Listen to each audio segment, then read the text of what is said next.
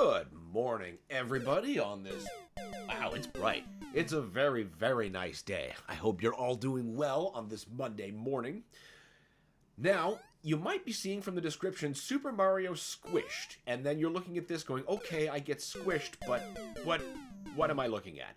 What this is a remake of Super Mario 1 for the Game Boy Color. Well, the Super Mario 1 was on the NES first, of course, but I'm talking about they remade it for the Game Boy Color. Now, you might be thinking, Dan, that already exists. It's called Super Mario Deluxe. I'd say you're correct. But that had zoomed-in visuals, so while everything was clearly readable, there was a lot of screen crunch. So there was, a lot of jumps of faith and stuff. This remake aims to preserve the original aspect ratio while being, being on a Game Boy Color.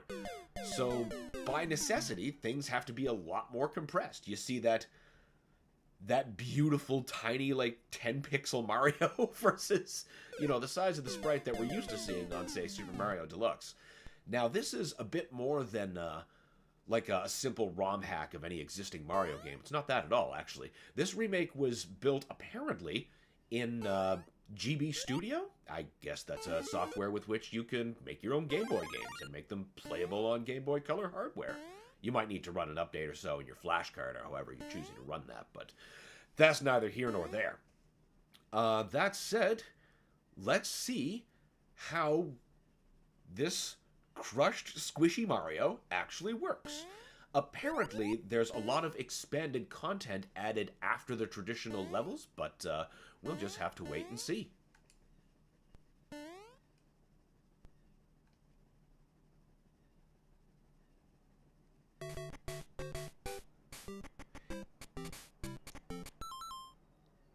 Am I starting as Super Mario? I am! How odd. Okay, that's weird, but you know what? Fine. I wonder if that's a consistent thing.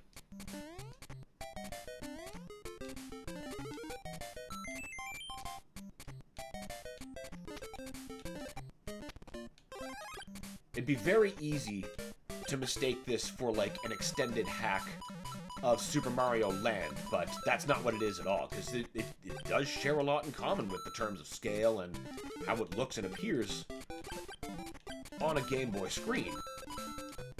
Of course, I'm playing on a display, so it's a lot bigger. What up? Hey, Brad. Good morning. What's up, buddy? How you doing? Always a pleasure to have you here.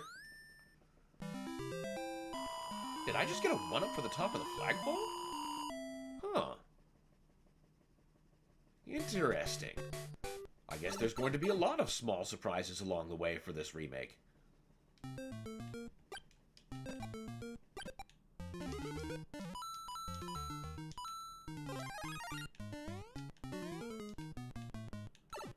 Damn it! So we still go back to regular Mario, okay. Still weird that level started me as Super. I wonder if that'll be the case if I die again. Not to do that on purpose, of course. Kind of annoying that... Oh, man. I'm missing so many 1-ups because I'm not Super. And here's the checkpoint, so I'd be wasting my time dying anyway. Fair enough. I mean, I'm already getting more 1-ups than I planned for, so it's not really that much of a loss. It is so impressive how well they've managed to compress all of these textures and sprites and make them still legible somehow. Like, Mario's face is 1, 2, 3 pixels, and it's still a legible eyes, mustache, nose.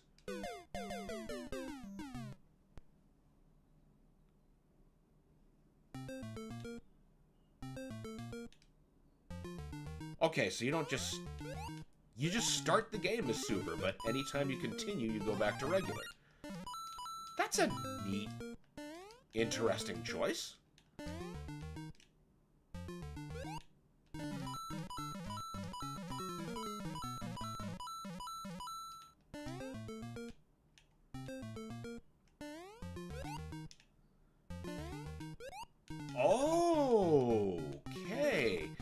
the first Super Mario, you can't normally gain extra altitude like that from like a discarded Koopa.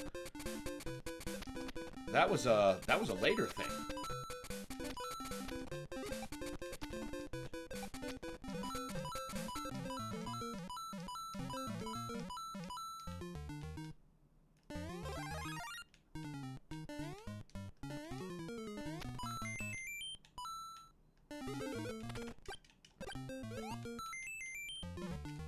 I've already made myself a profit from that last death. That's pretty great.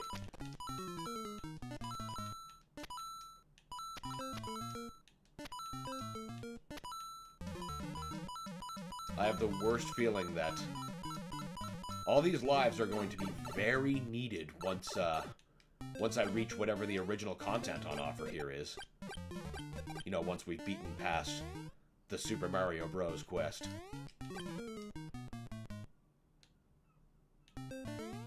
Nope, not gonna warp. We're gonna do every stage.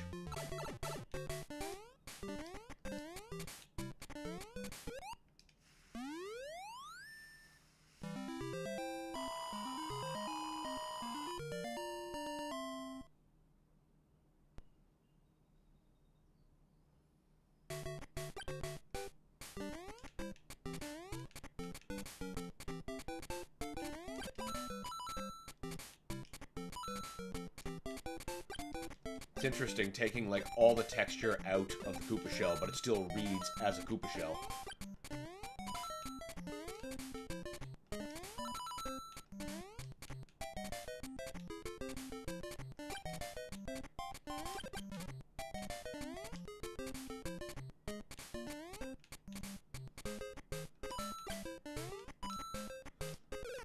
Go!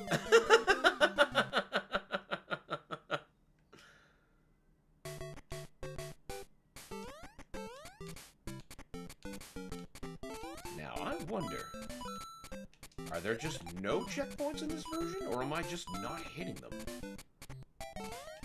I mean, maybe that might be a fair way to balance the rate at which we're getting 1-ups.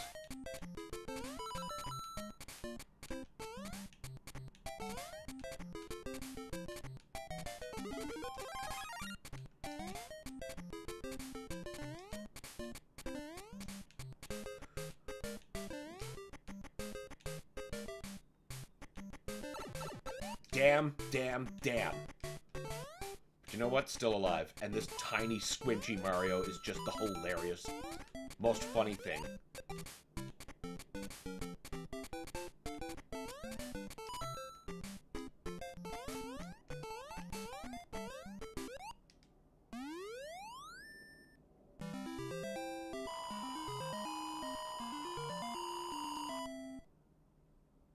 This should be great. I can't wait to see how the fire sticks look. Oh, apparently someone's at the door. One moment, please.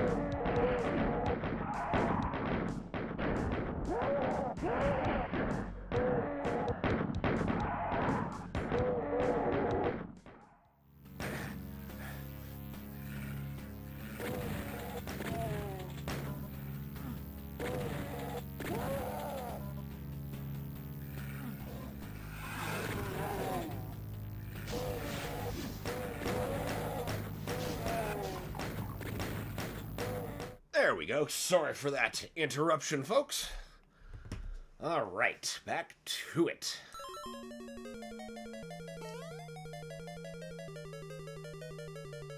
Okay, that... You know what? I don't know how else I would have answered that. Still, looks good.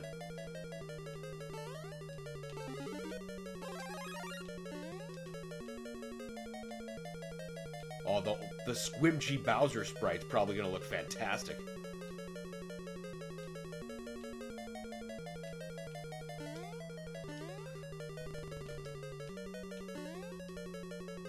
There's still just enough pixels to get those extra little flamelets on the side. That's cool.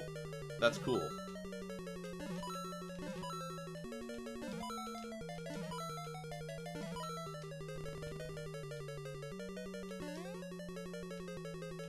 That is so good. He looks so good. Top kudos to the artist. Like, once again, unbelievable how much is being compressed and how much is still clear.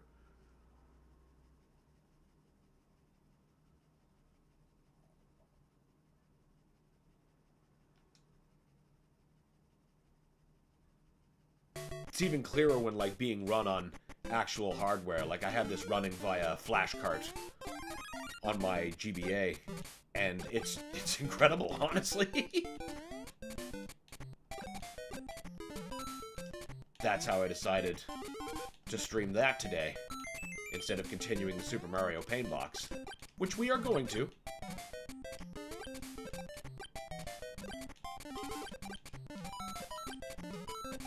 But fan creations like this always catch my interest.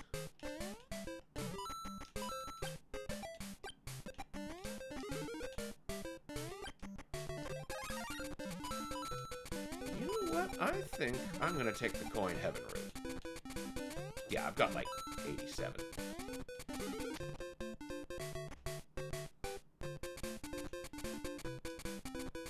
Those clouds look great.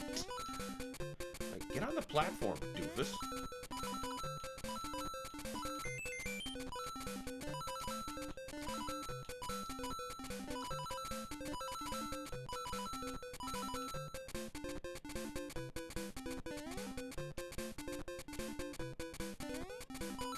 Yeah, total clean out. I always thought you should get a 1-up for being able to do that if you can.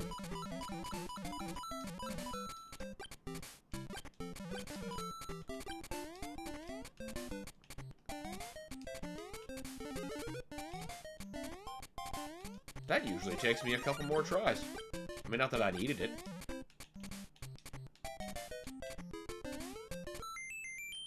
So now you do just get a 1-up for getting to the top of the flagpole. That's good incentive. And I also have a feeling I'm gonna fucking need those lives once we get to the expanded content. So I'll take every opportunity I can to earn.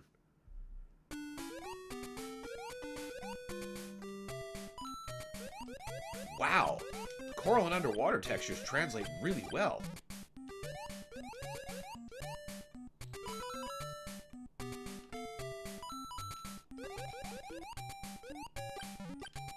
I'm impressed that the blooper didn't just become like a mess. He's still clearly readable, with the right amount of tentacles and everything.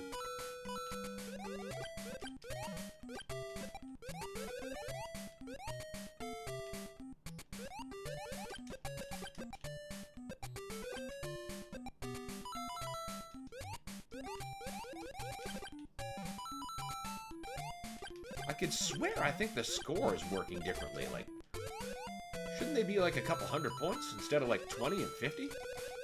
I could be wrong about that. Like, I've played through this semi-recently for the channel, but, you know, I don't really pay attention to the score normally.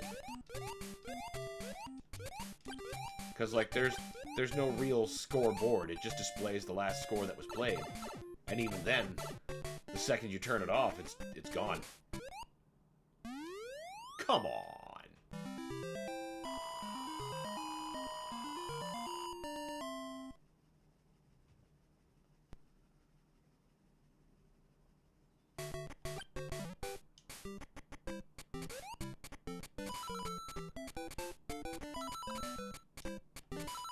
This part was always a pain in the ass on the Game Boy Color.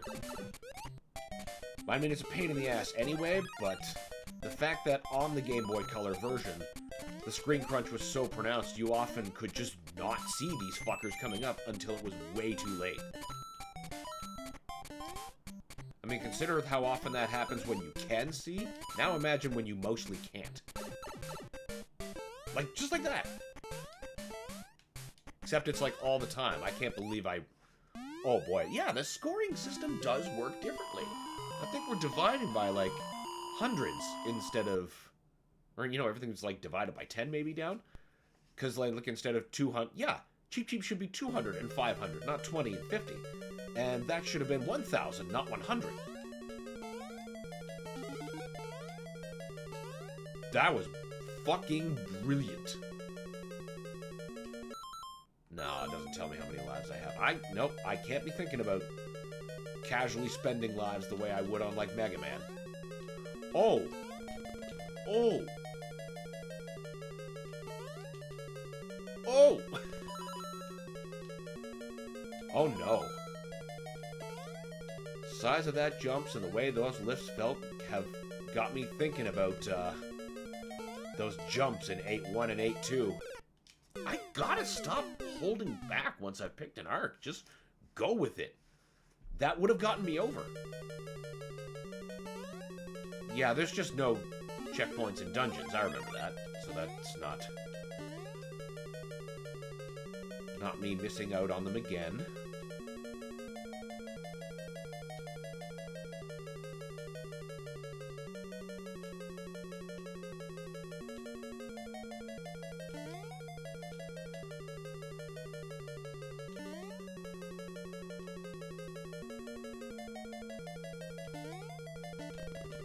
Tiny, tiny, tiny platforms.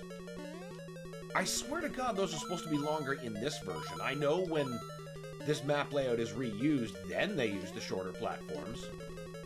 But that's later in the game. There, see? Just commit to the jump. Stop holding back.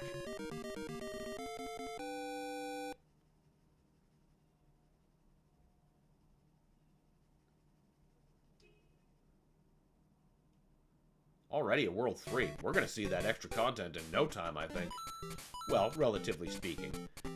Yeah, coins are supposed to be 200, and now they're 20. Now I can't unsee it.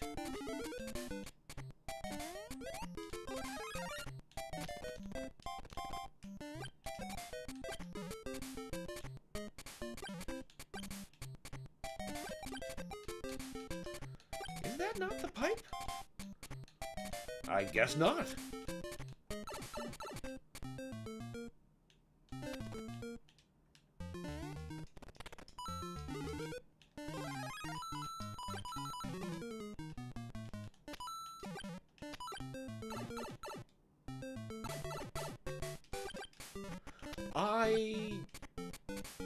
I'm pretty sure I collected all the coins in the last level, so that means there should be a one up here? No? Aha! Thank you, Farrell, for teaching me that.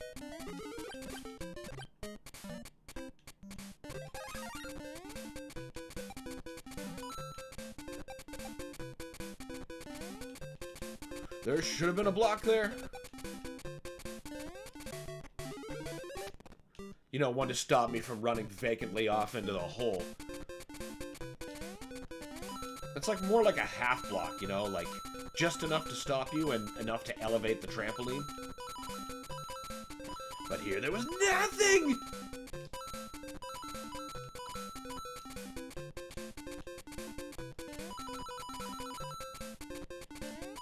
Hell yeah!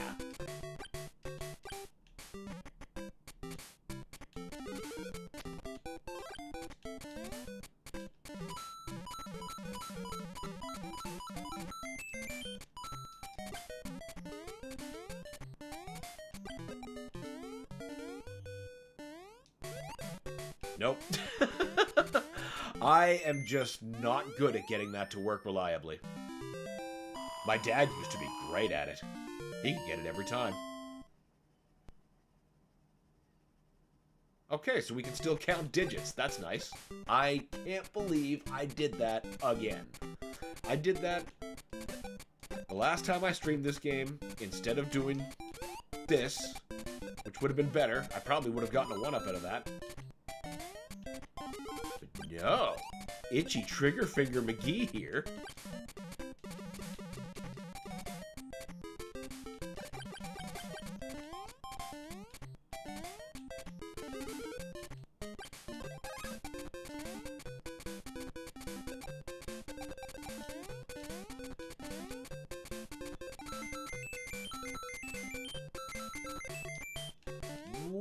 Whoa! Okay, that's definitely new. You cannot just get one-ups like that in the original. What are you preparing me for? Yo, hey, George, what's up, man? Good to see you.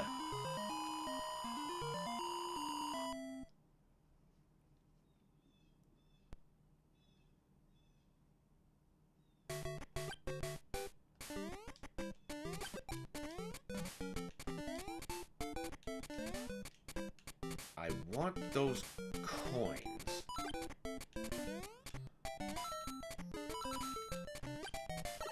Yep, I also want to walk directly into his face. Right, those are not semi-solid. Those are real solid.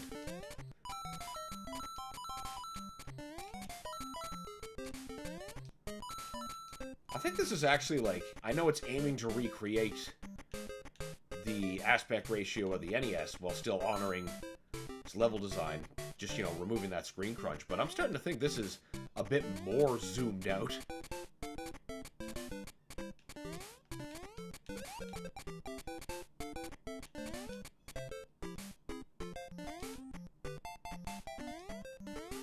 Nope, too little, too late.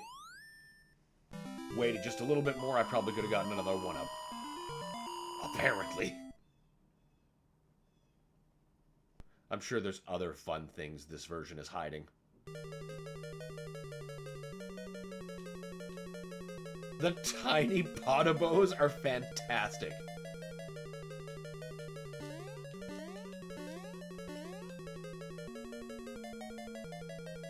Love that they thought to animate the tails. They didn't do that in the original.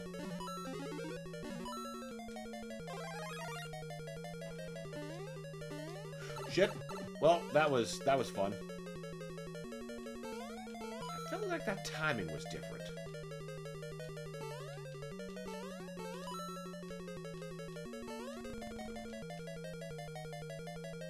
Excuse me? How high did you go?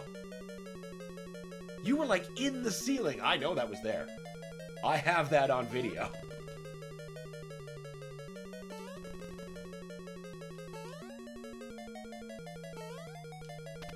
Eat it, Tiny Bowser. Or whatever monster you are. I can't remember which ones. Well, obviously he's one of every cast. I just can't remember what he is at the end of 3-4. Could be a beetle, could be a bloober, could be a Koopa Troopa. We actually haven't got to him with a fire flower yet. We just keep being stupid.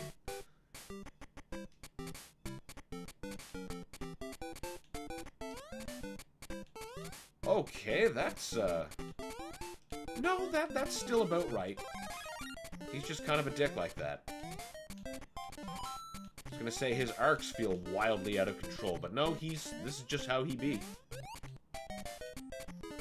That's why you put him out. Should be a one-up here. Thank you. Morning. Hey, Toyo. Welcome. Good to see you as always.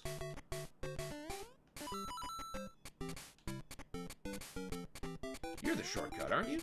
Yes, you are.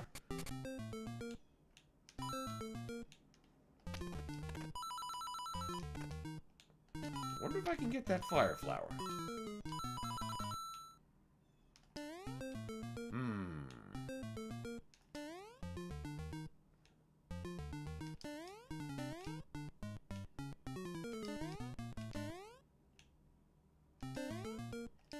Oh, what? I was in there! I was in the zone.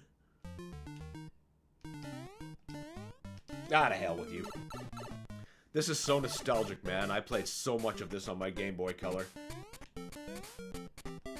I know which one you mean. This just isn't that.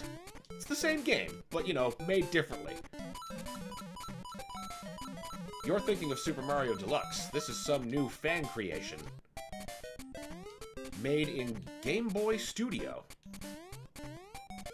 Same game, though. Just made differently. Well, that's cool. That wouldn't have happened in the original.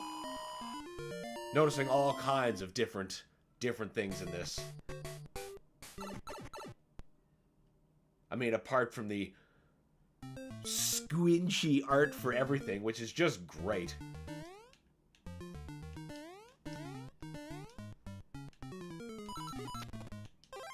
playing this on an actual Game Boy Color screen, or in my case, a Game Boy Advance with a proper backlit screen, because I got one of those 101 screens and put it in my NES edition. But running this on that, you really see like, oh wow, they got the whole friggin' level layout in here. And there's no zoom in, so I can actually like plan my jumps, which was a bit of a problem on Super Mario Deluxe. Especially if you were playing the For Super Players extension, which is the Lost Levels. And oh, I was definitely all about that. I learned lots about Lost Levels in that way. Sure was, yup.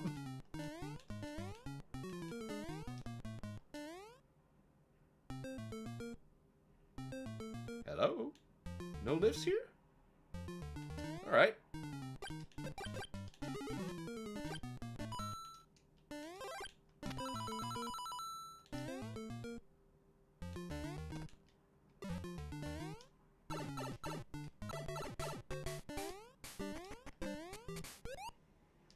The worst was always any level in the Lost Levels that introduced wind on top of trampolines for puzzles. So, like, that was just total blindness. You literally sprang up and had to, like, use the force to figure out when to drop and hit the next trampoline. Or, you know, just overshoot it and die, which is what happened 90% of the time.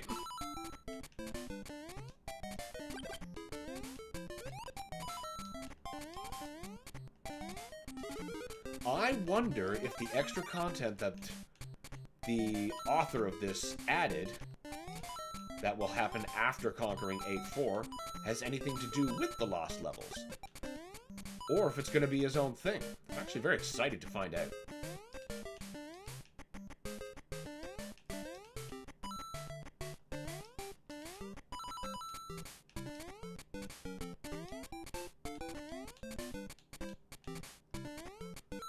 Hell yeah, more undeserved one-ups. Just add them to the pile, I suppose.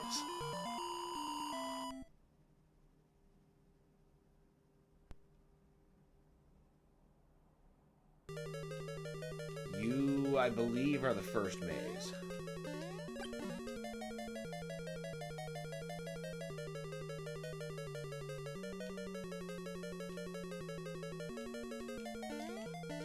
Okay, so you're not like the Game Boy Color version original Deluxe. There's another difference right there. That they added to this game on Super Mario Deluxe for the Game Boy Color, that there would be a chime if you chose the correct path to let you know that you had chosen the correct path, but that was not true of the original, and it's not true here either. Extra life farming was not optional when you had to learn where the platforms are by hurling yourself into the ether. Yep. There were exactly 2 effective spots that I know of from which to extra life farm effectively in the Lost Levels. Thankfully, one of them is stage 1-1. Give yourself, like, you know, 100 some odd lives. You don't worry, you'll burn through every single goddamn one of them, especially on those wind stages. I think that's the first Bowser we toppled with a fireball. That's the one I used. Yep, that's like the one. It's like, all right, we're starting this nonsense. We're starting it correctly.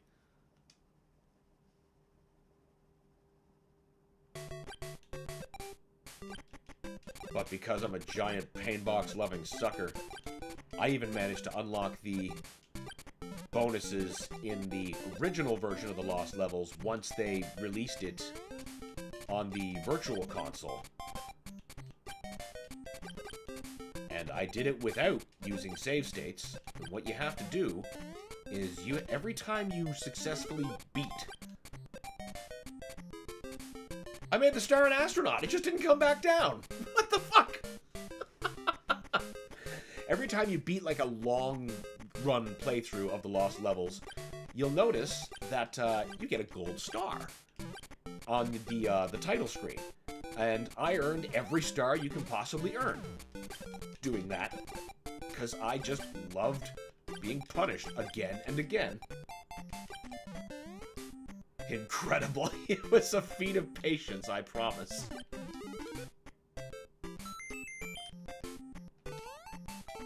Extra life, got whomped in the face. Yeah, I guess it's a fair trade.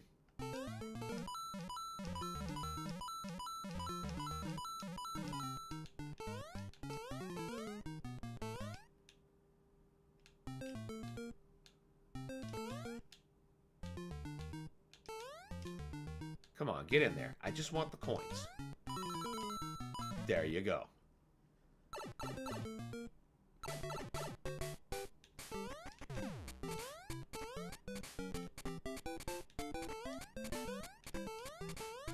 Too low! Normally, I don't give a shit where I land on the flagpole, but now that extra lives are at stake...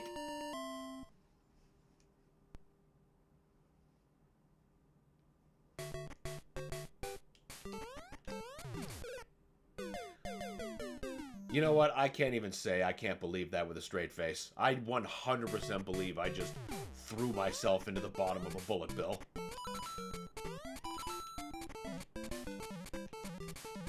Goodbye, cruel world. Eggplant wizard style. Oh, you.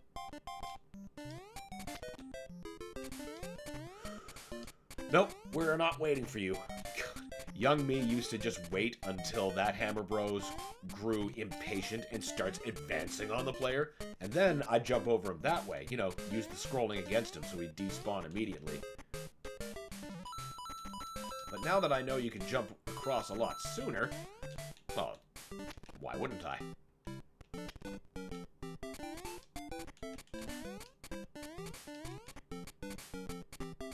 Excuse me? They can just throw them straight horizontal now? That's definitely new.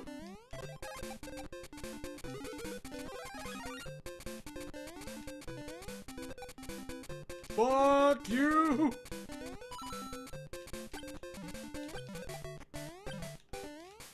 If that ended like even half a second later, then that would have lost me my power-up. No one can resist the magnificent magnetism of the bullet bill forever. Bonsai Bill knows it. That ended fucking clutch. Wow, wow. Yeah, it did. Literally, like, the second. I should have ate that.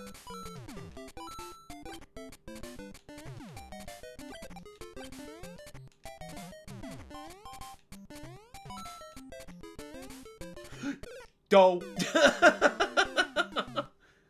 Can't even blame the bullet bill for that. Rip.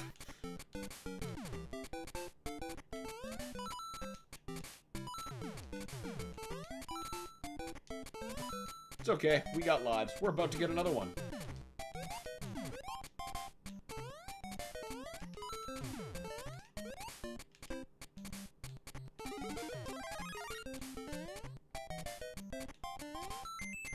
There we go. We made it back. The sound of my childhood summer, Mario dying in a pit. Every child needs to have a summer of Mario dying in a pit.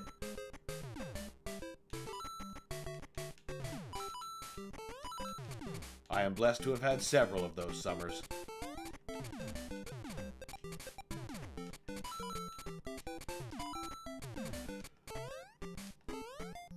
No! I was just 2 pixels too short. And in a version this squishy, 2 pixels is everything. Man, this section looks so much easier now. I kind of feel ripped off. Yeah, isn't it amazing how much the experience can improve when you, like, see? And can plan your jump just a little bit farther in advance? That definitely should have taken me out. Or at the very least, knocked me down a peg. Yeah, here is where those platforms are supposed to be small, instead of, like, doing that as early as 2-4. It's okay, though. We clearly got this.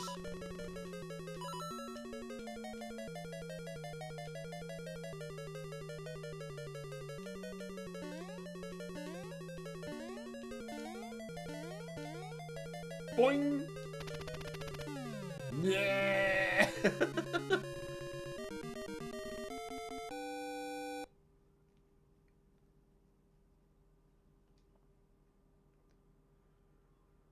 Certainly didn't get up to 24 lives in my last playthrough of this. Well, the NES version on the stream, anyway. This thing that we're doing right now is a completely new experience to me.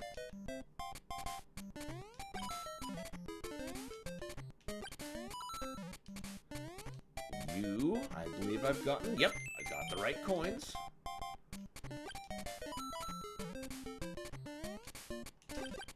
Gotta make a note if I see him stop in to thank him again for teaching me that.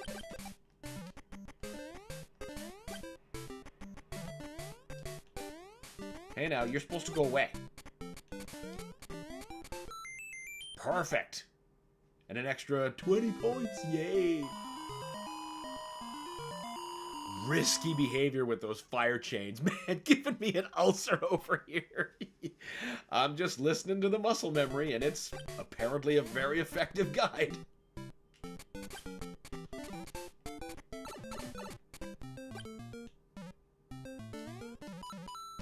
Captain Ed was clearly in command.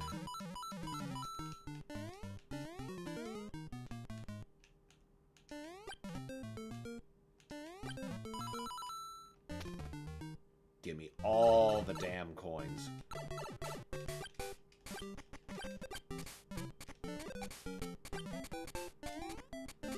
The Buzzy Beetles look so just great. I really like this condensed style. It's so cool looking.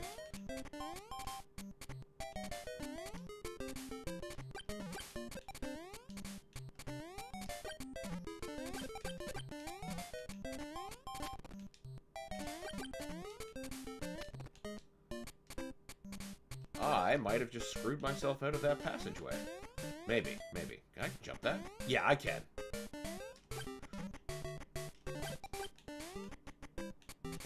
You're my free ride to the end.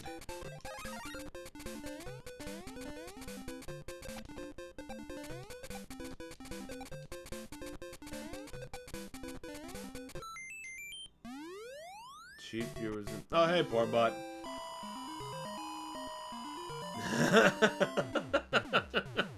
It's not a stream without one of you showing up.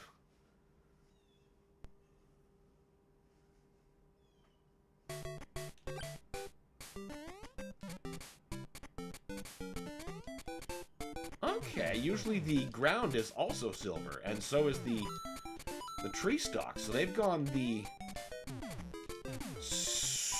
Holy shit, that was way too high. That trampoline is not that potent in the original.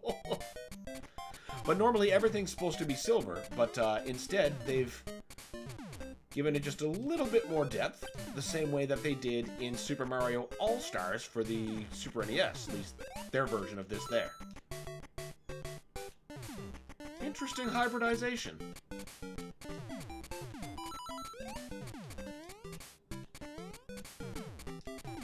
Oh my god.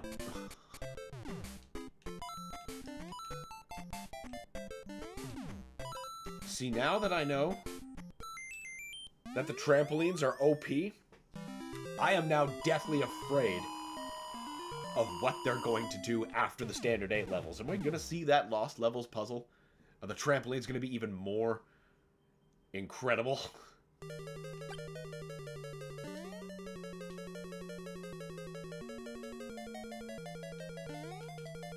Ho ho ho!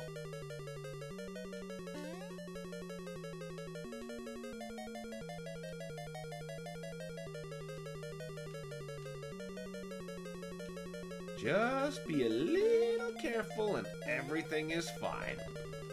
Woo! Give me them coins.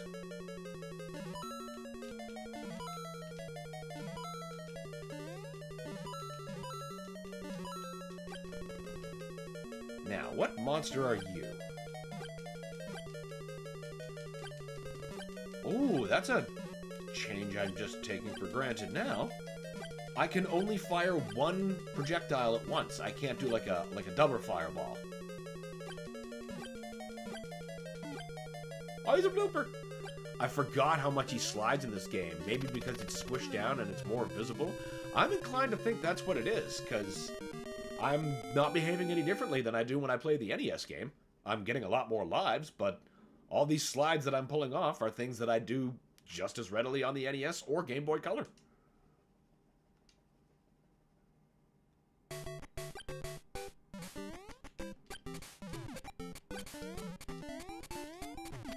Jeez, are we already at World 7?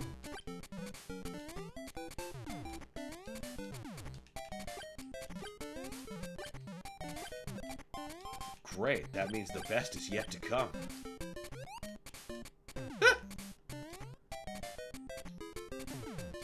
Dang, I guess that means I gotta play this again. Yeah, you do.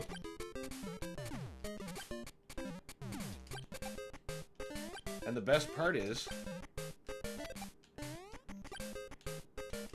as an NSO subscriber, you can just play the nice, wonderful, full-screen version for free. Just download it and play it. No need to go back to the screen crush of the Game Boy Color. Unless you'd be going for it the same reason that I would, which is the extra modes, like the coin hunt, the Yoshi egg hunt, all those wonderful completionist things that they added that kept me playing. Those you'll find nowhere else. I'm actually pretty sure that the Super Mario Deluxe is also on NSO as well.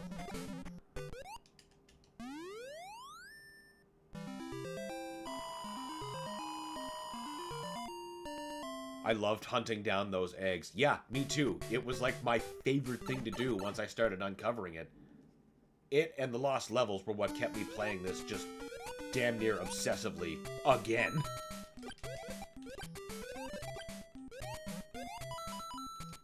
It was a hell of a thing to me that I was obsessed, or re-obsessed with mastering this game again, because I'm like, man, I haven't done that since I was a kid, because at this point I was in high school.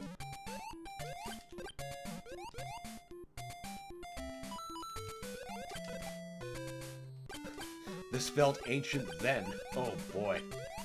The amount of gaming history I've lived to experience.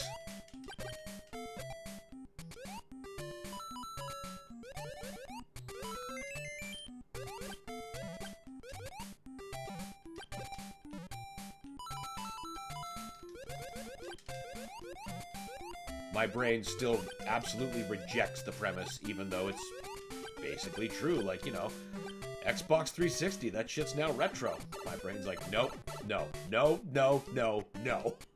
I reject this premise out of hand. Games as an industry is so fucky on a timeline. Yeah.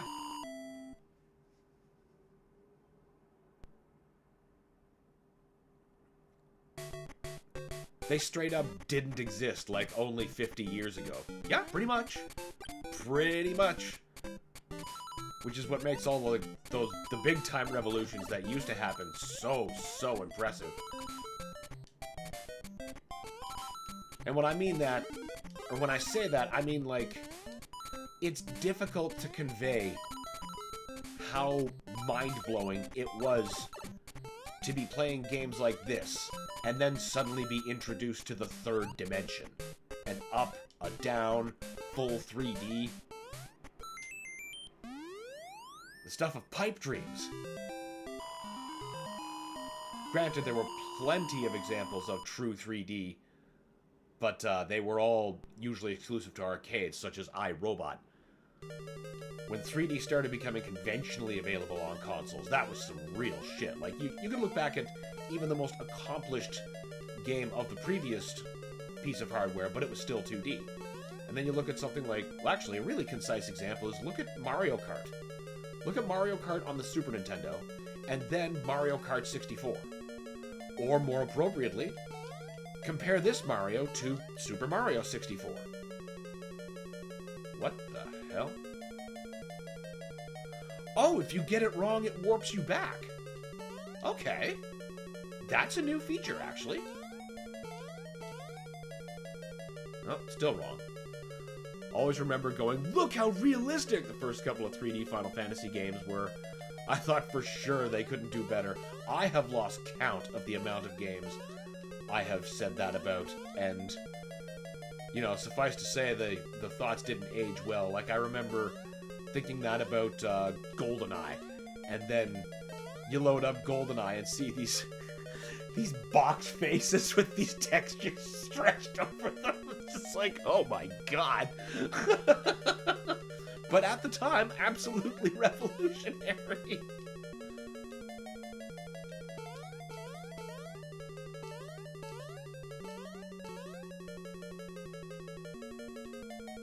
I remember thinking that pretty assertively also about the time that Doom 3 and Half-Life 2 were out. It's like, wow, it's gonna take a long time to be impressed by graphics after these. Really nightmarish if you think too long on it. Yeah, it is. It's kind of like that bit from The Simpsons where strawberries falling through time just, cool, That's what it's like, gaming history.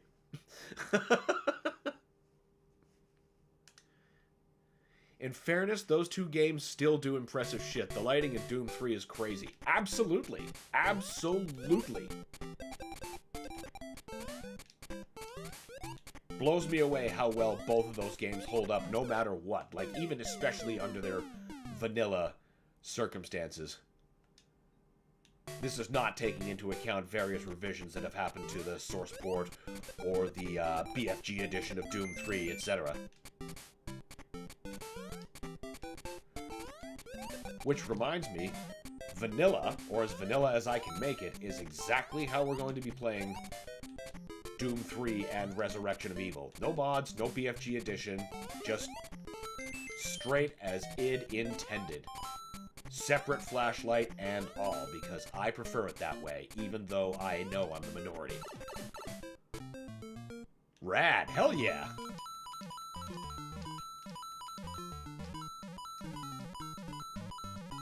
Doom 3 has a lot of really good mods, too. I mean, it's a Doom game. People will find a way. I remember one in particular that stood out to me. It was called In Hell. And there was this hellish forest that the user had made. It was so fucking cool. And it was a really cool combat experience. Don't care for the duct tape fix for the light.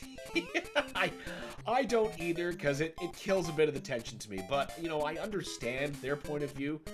Them going, are you kidding me? On a base this high-tech, somebody doesn't think to just duct tape? But, you know.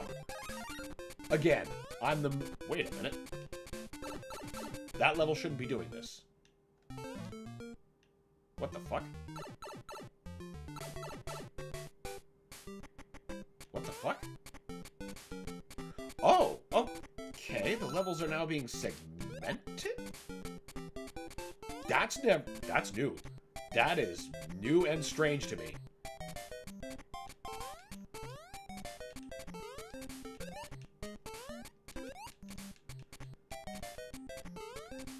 They Pet Cemeteried the game in the best way, just a little off. Yep. And those little parts, I don't care for it. It bothers me.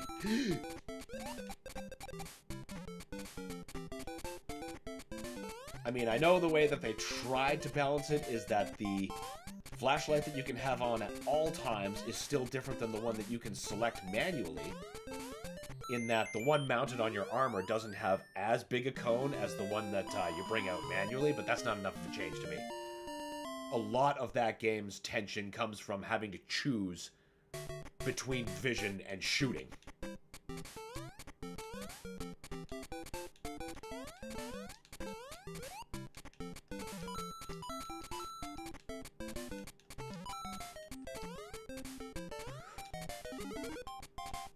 Once again, those platforms usually have barriers to prevent... Whoa, wait a second, you're not supposed to be spawning this far.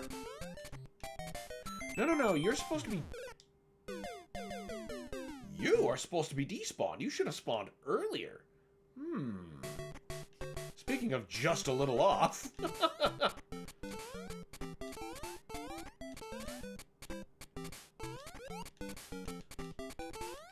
also dumps on the sound design for Doom 3. There's a lot of telegraphing sounds. Yeah, there are. It's almost like you have to use more than just one sense to live.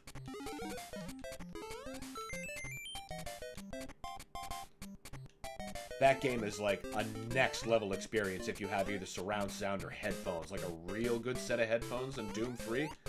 That is a good spooky time.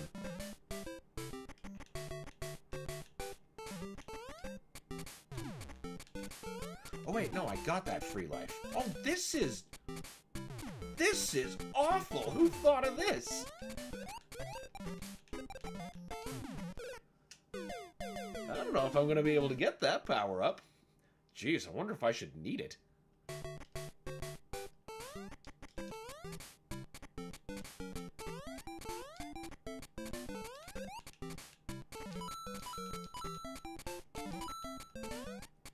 It's not just monster noises either, like mechanical bass sounds. The bass has a rhythm to it. Once you're in tune with that rhythm, the second you hear something violating that rhythm, that's a big clue.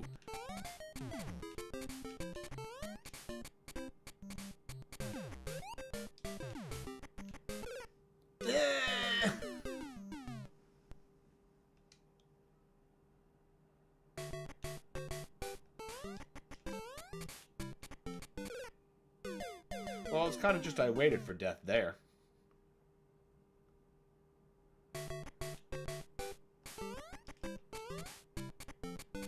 Underrated sound. The little sentry guys. Are you still there? Yeah, the little turret going wee wee wee wee wee.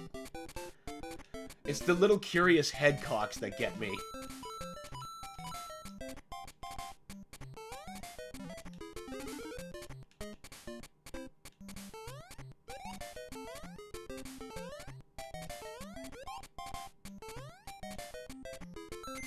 It's just a little doggy. Yeah, he's concerned for whoever his handler is. That was foolish. I'm starting to think maybe I don't need that power up that badly, you know? Mushroom is growingly not worth it.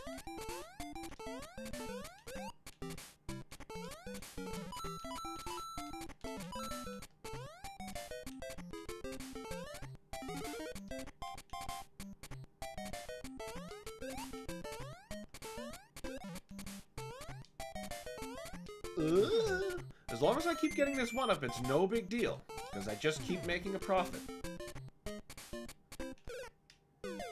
He says, I'm going to ignore the mushroom. Promptly doesn't ignore the mushroom.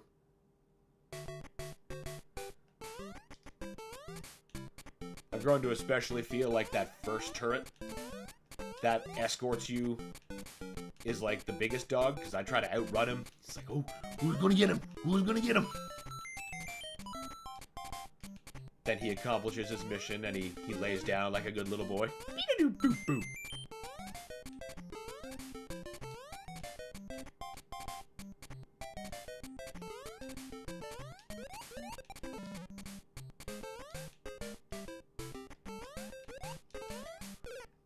That was a little bit beyond my control. I was kind of bounced into it.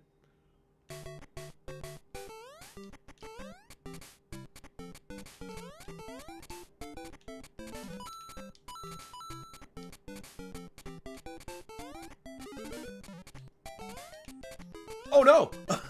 I wasn't able to get the life! I'm not making a profit!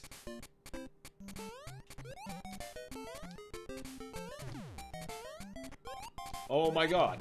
Oh my god. Fuck it! Get the mushroom! Get it while you're here! I choose life!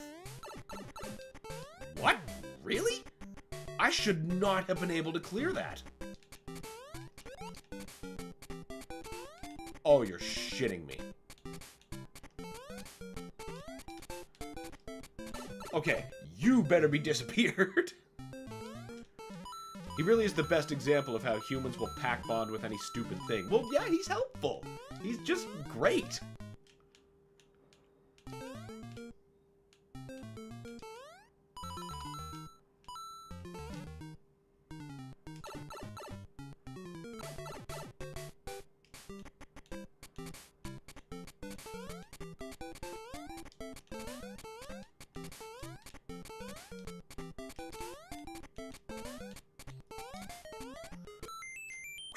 Alright, we still got that life back.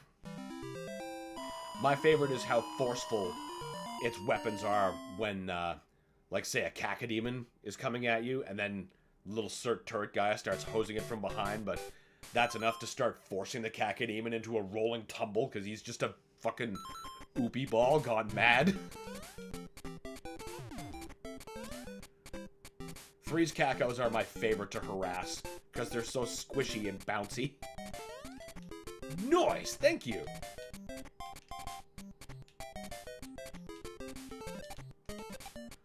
I love cacos, man. Yeah, I mean, all Doom fans love cacos, let's be real.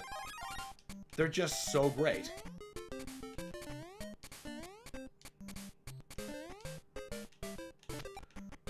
We wouldn't have mods like just me and my pet cacodemon if they weren't so great. Buddy? Okay, there you go. Ah! Rude!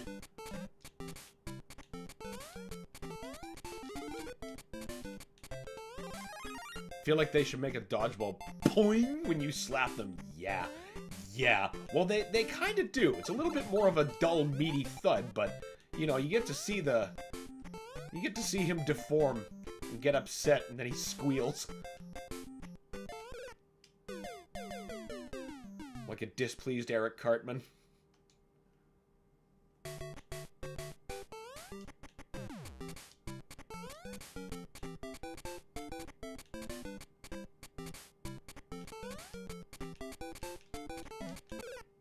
Hey now, you were supposed to be gotten from the bottom. Is this where we get our lives drained? At these Hammer Bros because they're behaving just a little differently? I mean, probably. Whoa! Gentlemen. I would accept the Cartman Pig squeal as an alternative. Well, I have good news for you.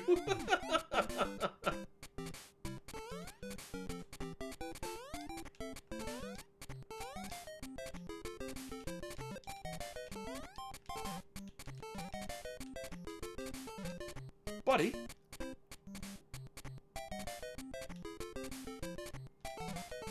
There. Now, you had the power up? No, it's you had the power up.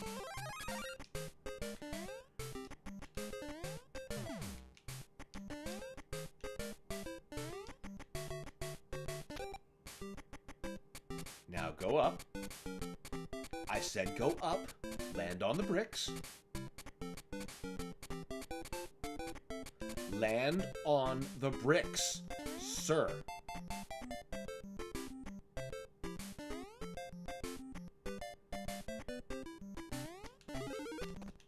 Fine.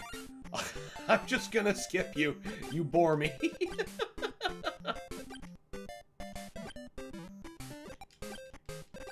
Besides, you've taken enough of my goddamn lives. Where's the hidden coin block? There's no hidden coin block?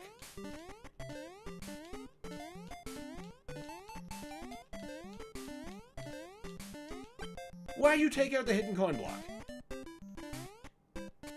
I wanted queens.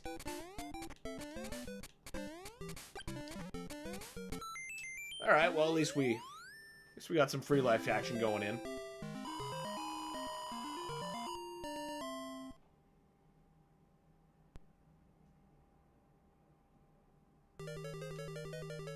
Now if I could just hold on to this, that would be spectacular. The last time I was playing this on the NES for the channel, I was not able to hold on to it. I lost it at the very last second. I wasn't thrilled. Obviously, I was still able to beat the game, but I'd like to beat it with a fireball.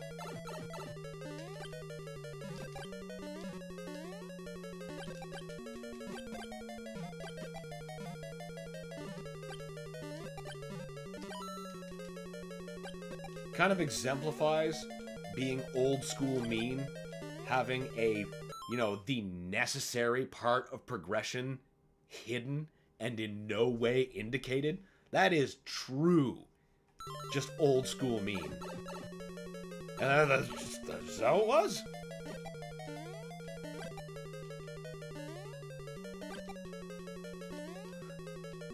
I was about to say, aren't we missing something? Something flying and annoying?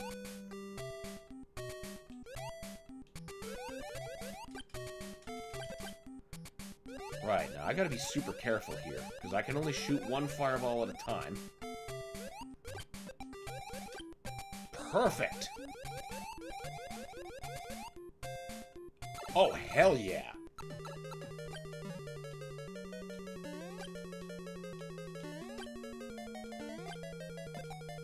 I was gonna say, these better not just...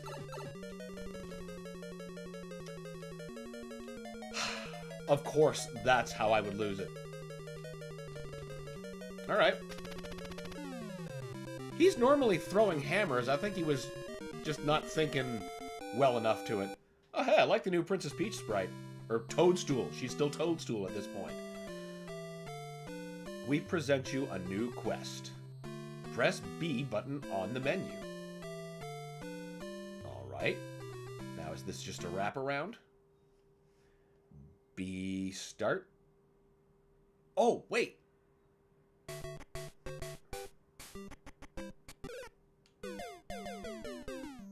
How about we just go back out? Redhead Princess superiority. I agree. Quite frankly, I would love to see this design come back.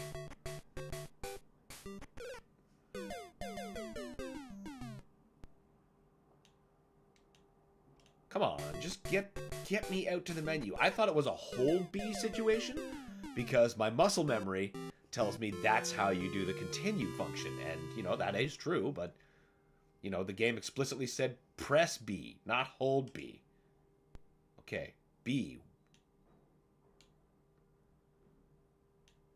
World level. Okay, so we can now continue at hello.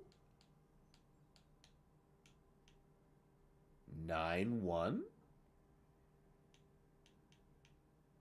10, 11, 12, 13, 14, 15. Oh my god. Okay, so 16, that's a whole other 8 worlds. Oh, and here I was thinking my friggin' 32 lives from this would spill over and it would be contiguous. Okay, what's B quest? Oh, it just starts me at 9-1. Perfect. Okay, we are now in new country. And we're starting off. Excuse me, Yoshi? Okay. Definitely put that down under things I did not expect. Oh, and the tongue's a weapon instead of an eatable thing. So, what?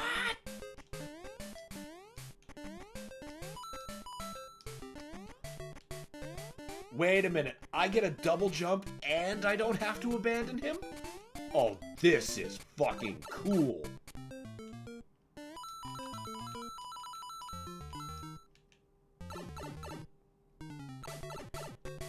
The Yosh, incredible. Yeah, that's exactly what I think.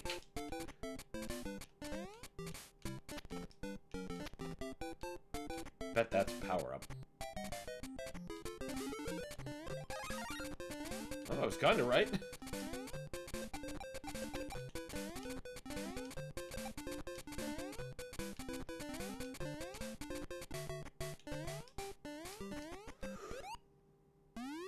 Are you serious?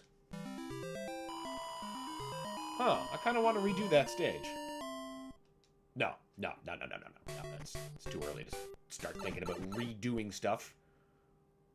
Rip, yeah. Okay, so that can get... Uh-oh. I needed that. I really did. Wait a minute. Aha! Screw the Waddies!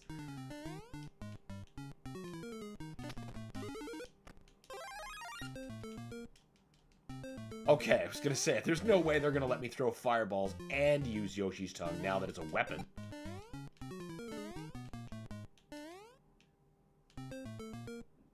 very cool aesthetic. What the chains?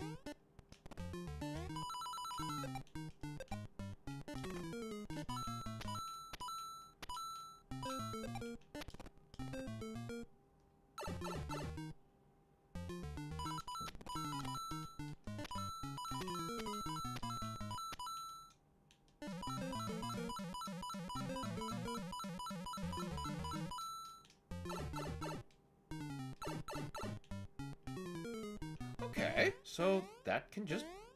Oh, it's a fucking maze. I get it. So the top pipe just wraps around. That's fine.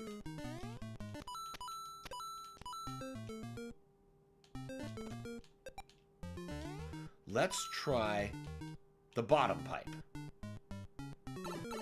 ROM guy is continuing to impress consistently.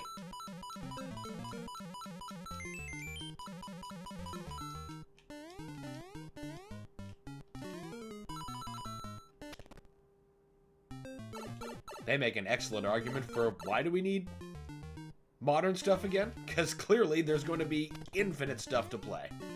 Infinite. You know, same principle as Doom and Doom modding. Become a fan of this stuff and the supply of games never ends.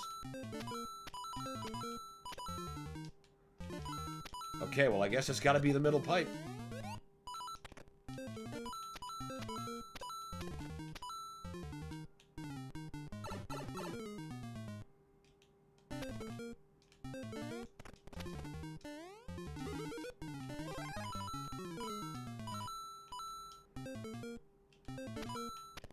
Oh my god, I'm running so low on time.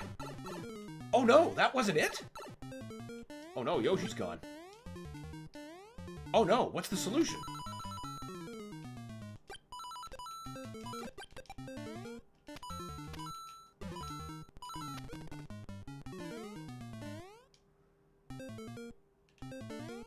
Unbelievable. Wait, what? The fuck?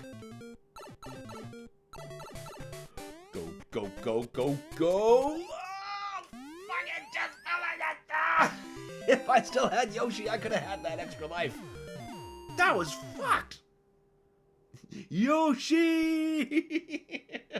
We'll get him back. At least we better. That was... Oh, what the fuck? What's walkable here? Oh, I see what you've done. You've just blended them into background. That is...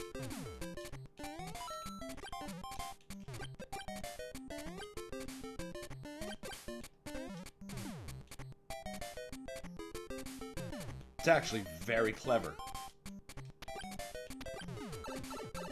That was significantly less clever.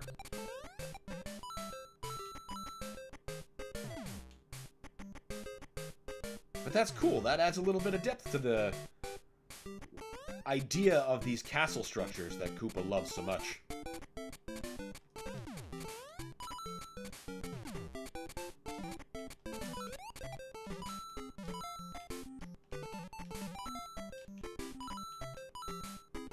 Not quite as generous with the power-ups, although I'm pretty sure that's one. Oh, come on! Oh, it's just a coin? Are you shitting me? There.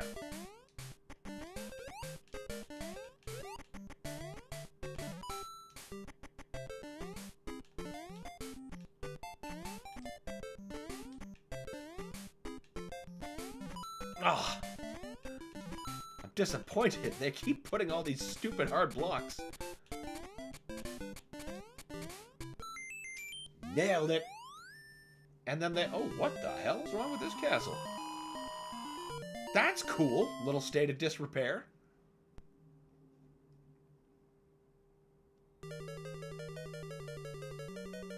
That's fucking cool looking.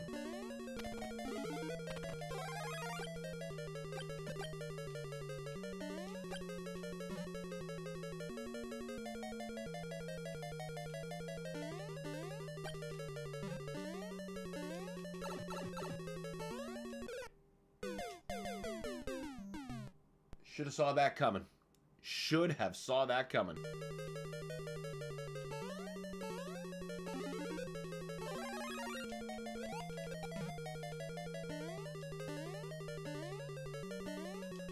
Not this time. My chomping little friend. Oh, cool.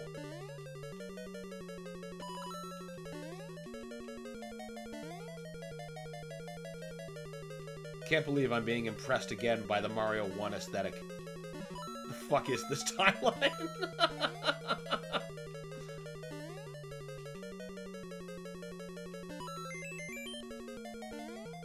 Whoa!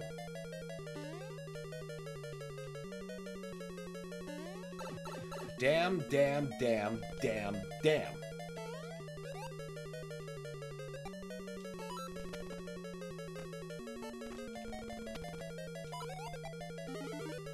No way. Hell yes. Peace the fuck out, turtle dude.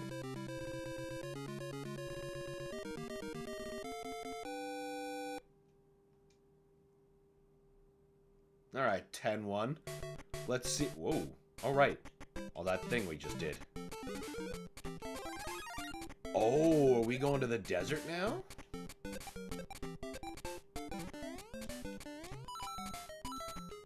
Interesting, interesting. We didn't do that in Super Mario 1. That wasn't until Super Mario 2/USA.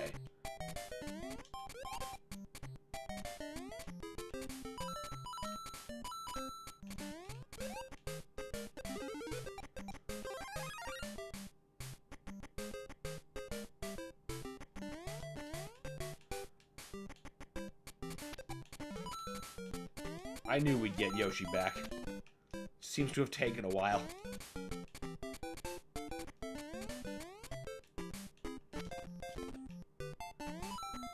I recognize that from Super Mario Land. Wait.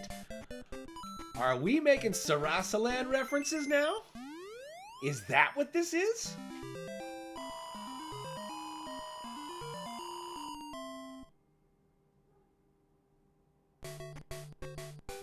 I'd be very okay with that if it were. Oh, we totally are making Sarasa Land references now. That is fucking cool. Also, like, just visually congruent, because like I said, this actually bears a lot of resemblance to the original Super Mario Land in its use of scale.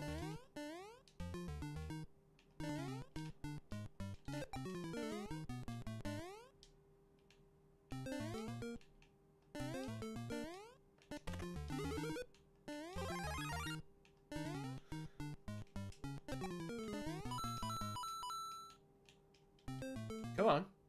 Get out of your pipe. I'm gonna let myself lose this like a chump.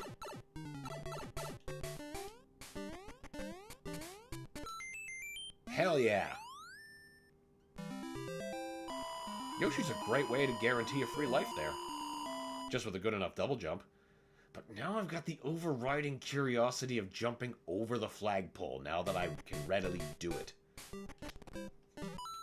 In the original, if you manage to do that, it leads to nothing. You get to die by timeout. But it was still fun to say you were able to do it.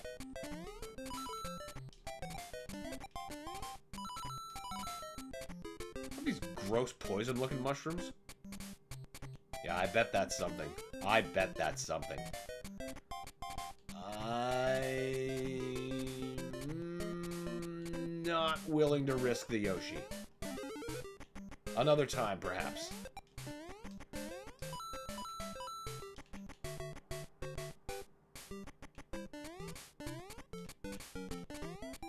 Oh, hey, a Pokey!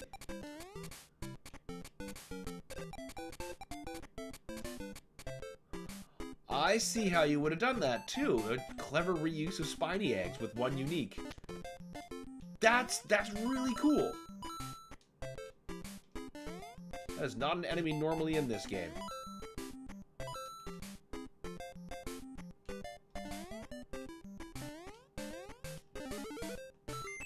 I'll take that. Hell yeah.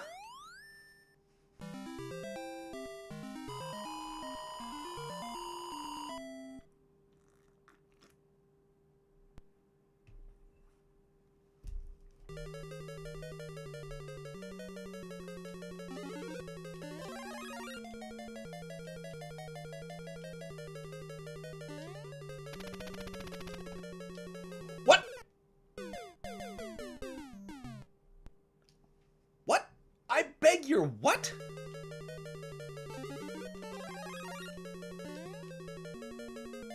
So don't touch them, is what you're saying.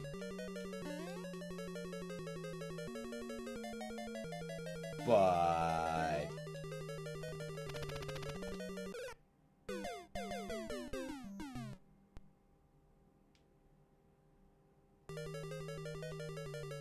I'm confused.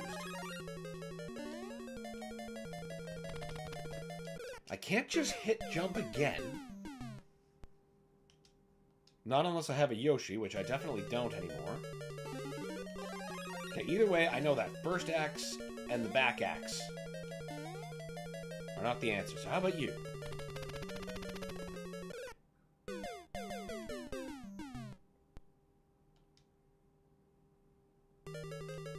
I 100% do not understand what they're asking of me.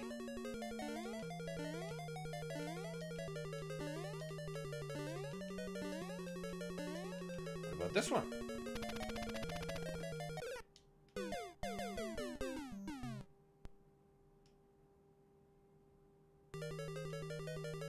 They're... What? So there's pick up an axe and die.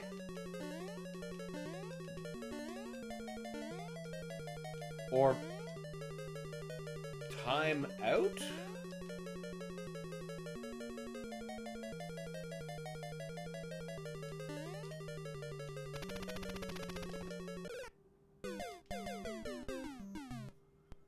No matter which axe I pick, it's just gonna chop the floor out from under me.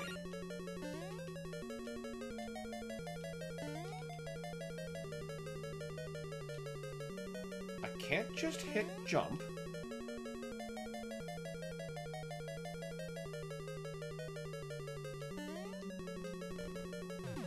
Wait. What made you different? Seriously, what made you different? There better not be more of that stuff.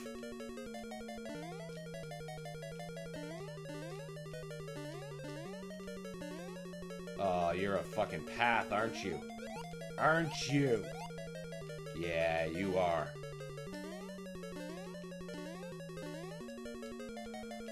Crap. Alright. Start with that pipe. It's probably not the right answer. Yep, didn't think so.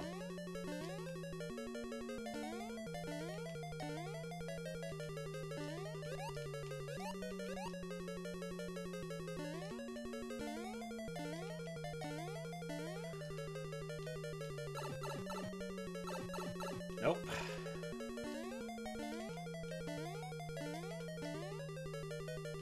Well, it's got to be that one. By process of elimination... Hey, there's only 2 Goombas there. Normally there's 3.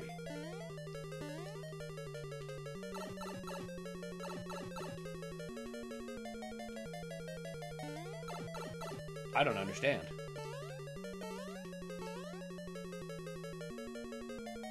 Sprites aren't changing, they're just alternating. 3, 2, 3. Okay. Does that mean you're 3 or you're 3?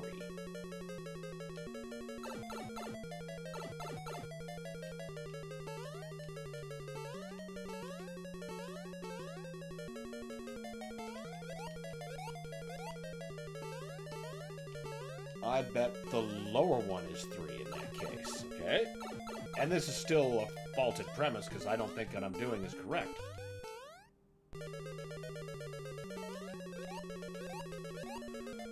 Okay.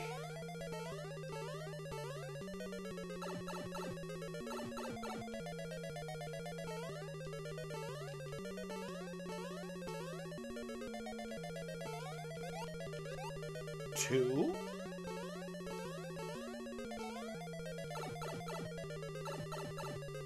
I don't understand.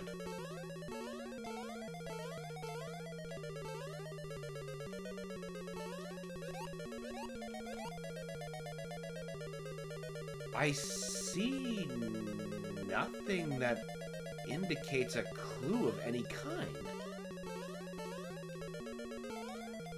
This room is just a mirror of this room.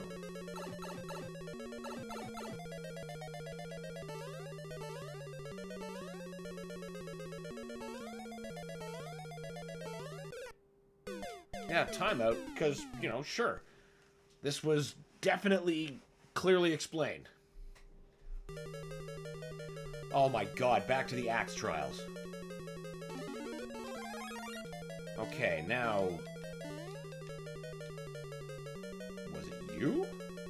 Nope.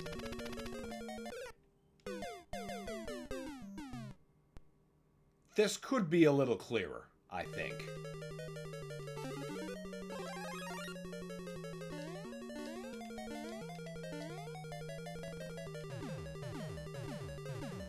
Oh no, another one who got stuck on this level. Hey, Maiko, what's up? Yeah, I am about as stuck as it gets.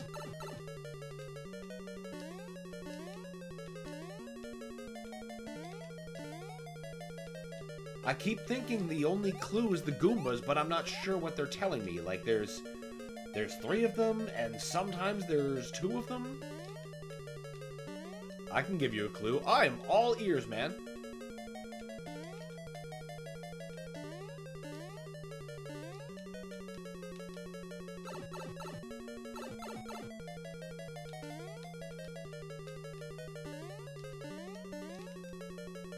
Hieroglyphs. Okay.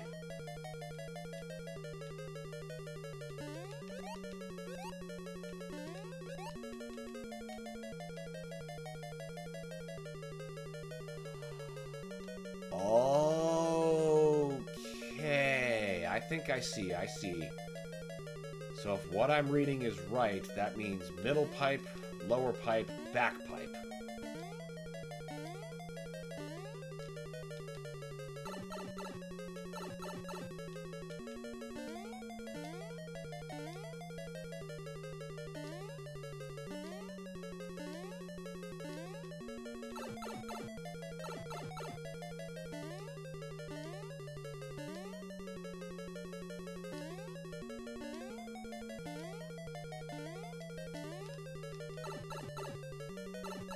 That was the ticket. Thanks, muchly.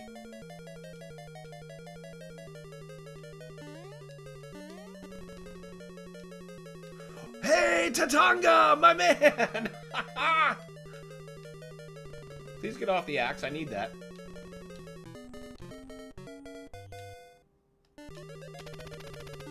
Awesome. Awesome.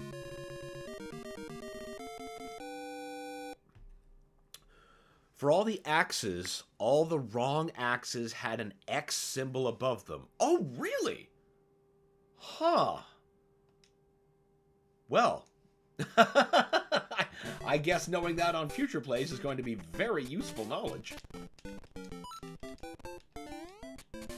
Once again, thanks for the tip.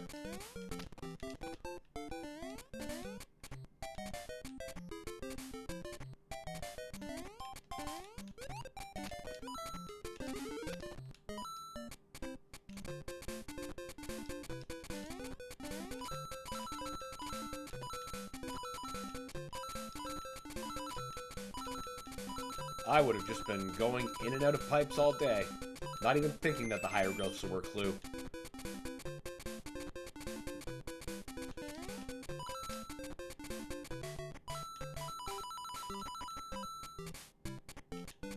I bet that was the Yoshi. Because now I can't get it.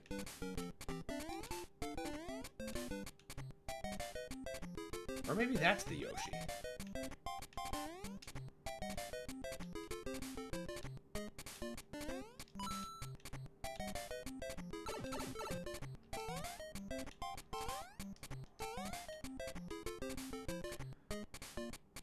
There's a Yoshi in the first level of each world. Oh, so there is a rhyme and reason to it.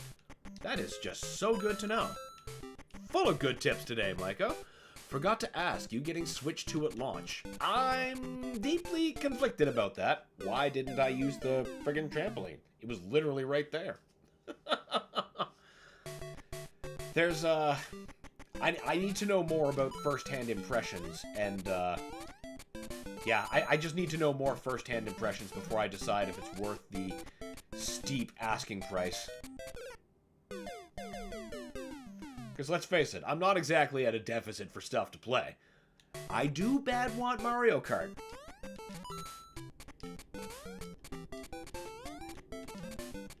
But at the proposed price point, that's a bit steep to ask. Just a bit. Fuck!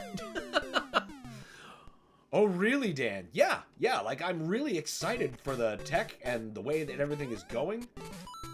But, the thing that's got my eye is learning that the backwards compatibility isn't, just, like, real backwards compatibility, the same way that, like, say, Nintendo DS family of systems are. The backwards compatibility on Switch 2 is emulation, which means there's going to be some serious compatibility issues for a lot of Switch 1's games, just like how the Xbox 360 was at first when regarding original Xbox titles being backwards compatible or not.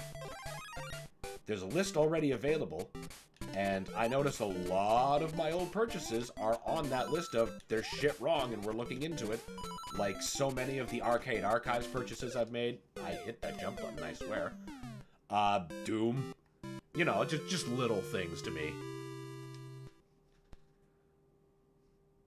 So let's start back there. Or was we 10-1?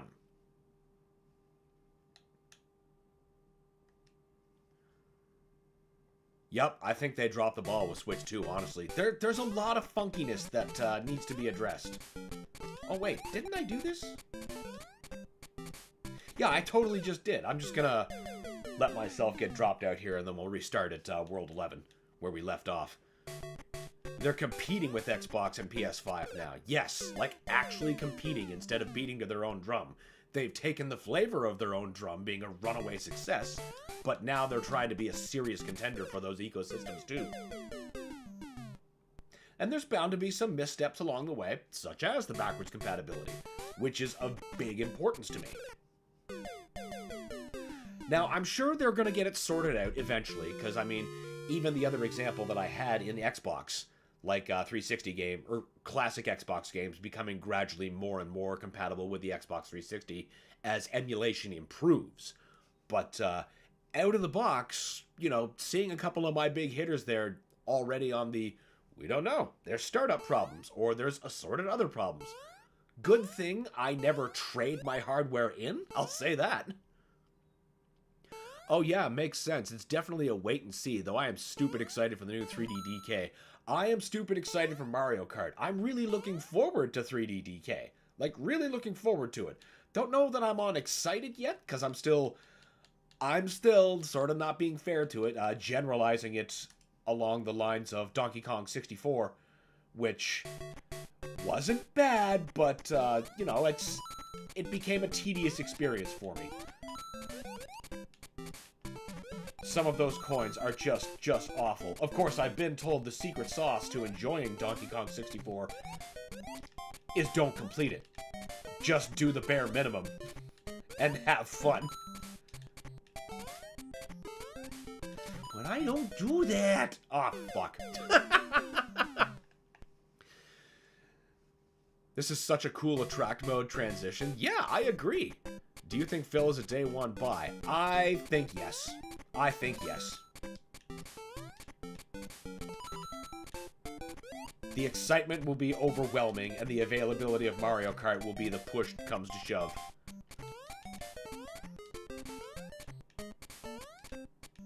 George, are you getting it, or are you wait and see? Good question, George.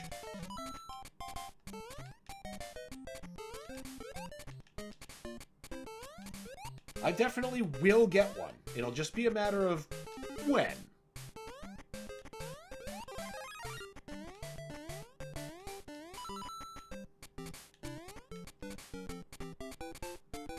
There we go. I knew we could get over that jump if we just friggin' tried. Nothing I can kick back down there to get that block, so I guess that's nothing.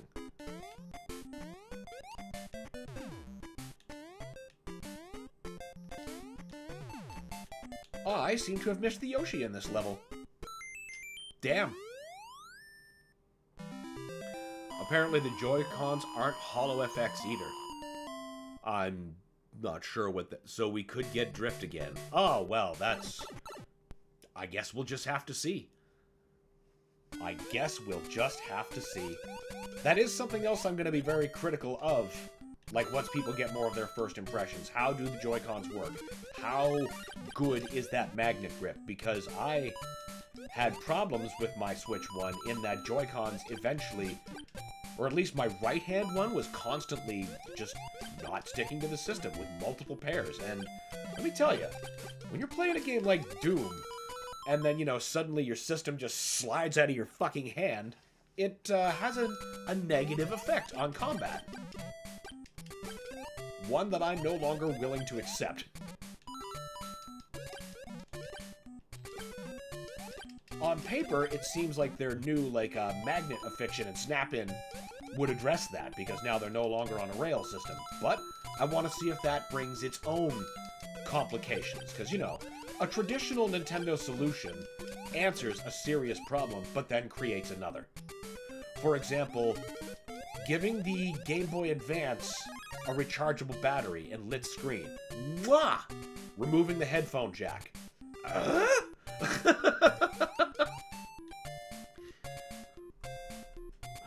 Excuse me. I would love to get it. Depends if the job situation improves. Brother, I hear that. In the meantime, I'm good at keeping myself busy with the backlog. Yeah, I'm right there with you too.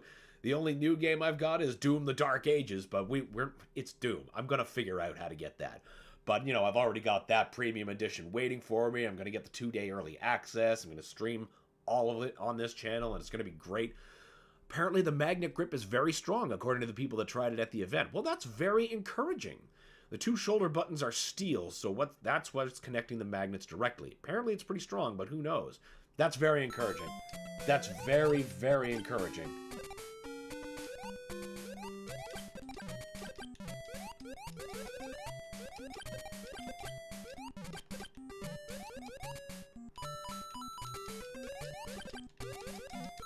I'm going to be especially curious if they actually managed to later port Doom the Dark Ages to the Switch 2.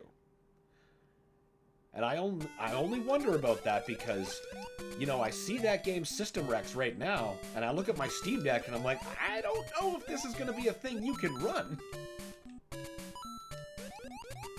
And if there's a Switch port and that becomes my only way to play it portably, you know, I establish pretty consistently that portable Doom is one of the most important things on the face of the earth to me.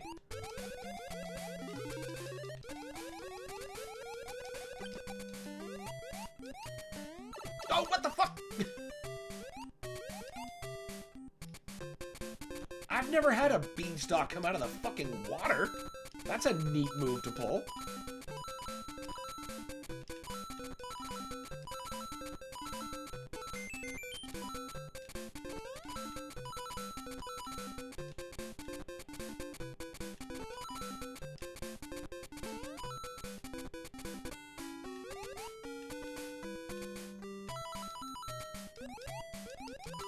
I guarantee the thing that complicates that game is the mandated ray tracing.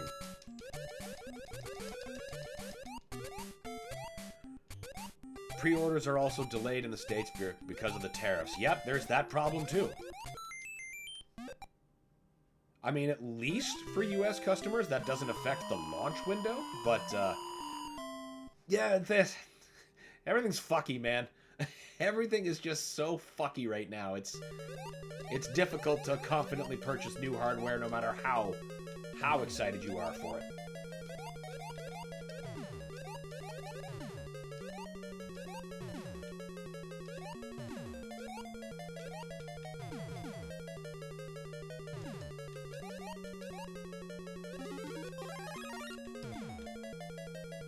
course, the second they announce Deck 2, I'm putting money on it. That is just too much of a guaranteed good.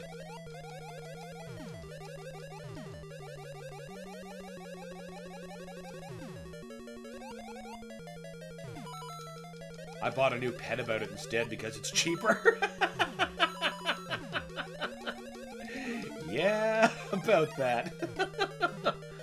Oh, the cost will come down eventually. I mean, you gotta figure, one of two things could happen. This launch price thing could just be the way it is. Or maybe, you know, remember that time they had that launch price for the 3DS? And then people did not like that price point, so then they slashed that price point and then gave you a bunch of Virtual Console games.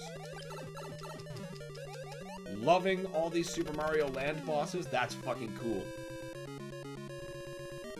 Honestly, I considered getting an OLED deck over the Switch too. That's easily understandable because number one, they're more comparable in price points, and two, since obstinately the Steam Deck is just a console-shaped laptop, you're going to get more flexibility out of it no matter what. Updating to an OLED Steam Deck was one of the best things I ever did. I loved my LCD Steam Deck. It, you know, did so much for me, but the OLED fixed things that I didn't know were becoming genuine problems for me. It pissed me off that they took this opportunity to not put an OLED because we know S2 Premium is coming. Oh yeah, just like Game Boy Color, Game Boy Pocket, DS, DS Lite, Switch OLED.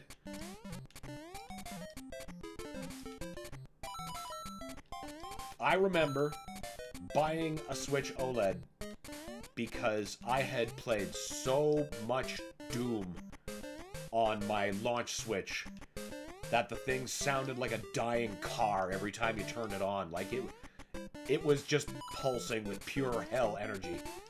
And then, what happens not even a month after I get that OLED, which was a really nice upgrade? They announced a Zelda OLED. Motherfuckers.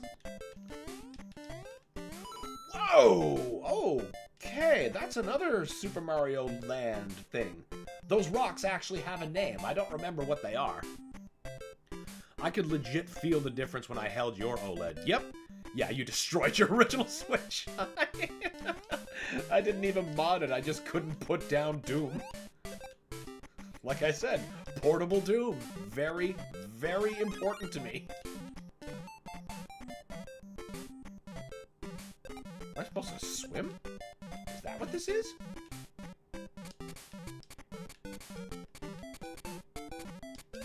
Ah!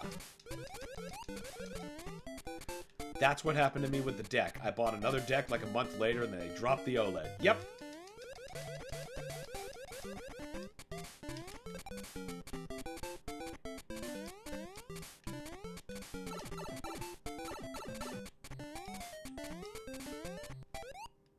Oh, what? Oh, I didn't double jump like a fool.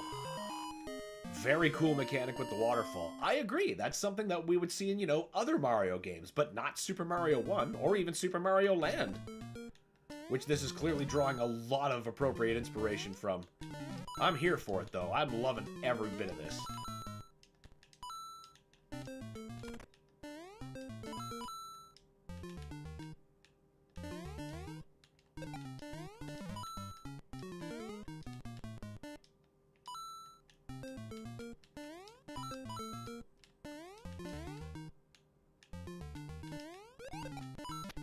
Shit!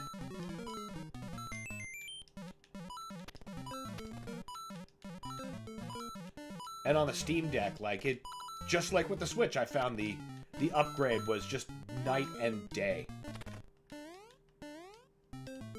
That OLED screen, the extended battery life. And since, you know, the Steam Deck has now been... It became the Doom box. For which my Switch breathed a tremendous sigh of relief. These things are important to me. That meant I could literally get like another full hour and a half of Doom Eternal. You think that's not important to me? Absolutely, that's a system selling point.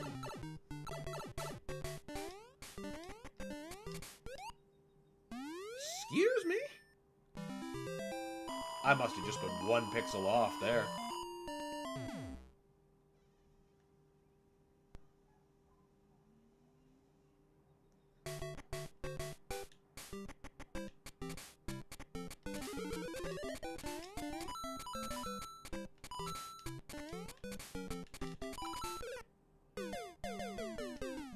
Oh, I immediately understand. So we're going to be consistently vertical scrolling, and that's just going to constantly create new... Oh, I see. That screen cap you put in the Discord is real telling. Oh, am I missing fun?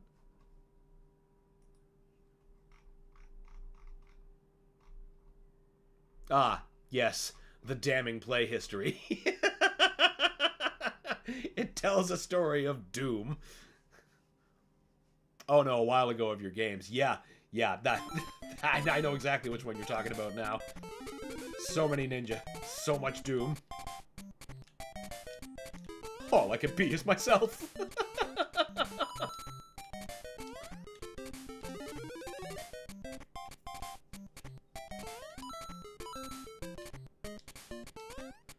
Shit!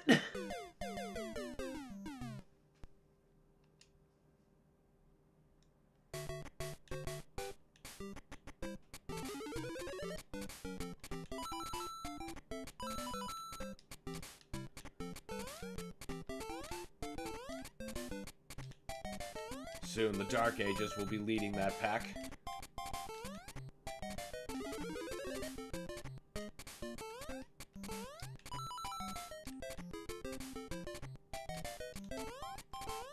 In the meanwhile, I've been having a lot of fun reteaching myself how to play Doom Eternal without my precious gyro controls and back buttons that I've grown attached to on the Steam Deck. And it's limiting. It's very limiting and educational, we'll say.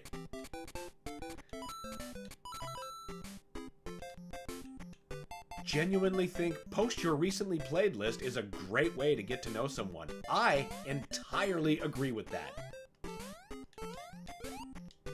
Shit!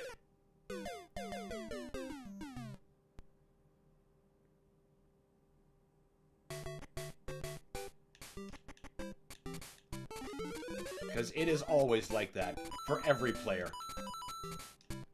And if you don't think it is, I think you're lying. Or you curated that for the purposes of a screenshot. Actual off-the-cuff, show me a recent played? Yeah, definitely. 100%. Right. It doesn't scroll back down. I even figured this out.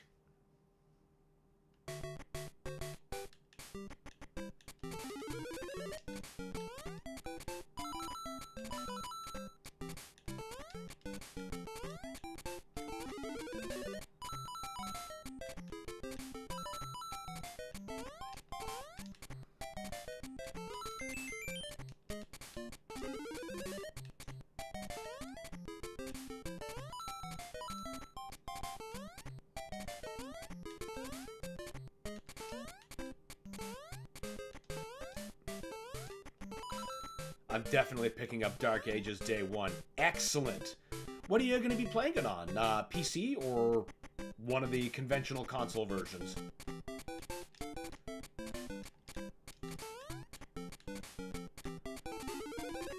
Which, as far as I know right now, is just PS5 and whatever the Xbox collection of letters is currently. Fuck!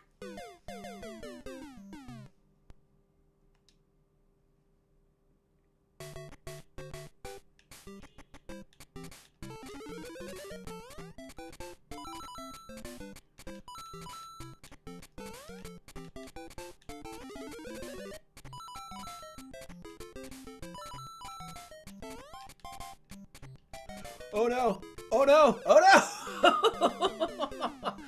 Jeez, those trampolines are a real risk.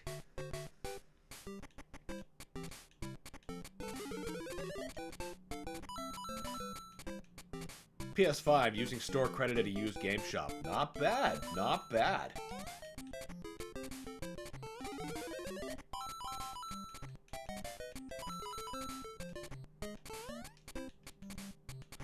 Maybe we don't take those. They seem to get me into trouble.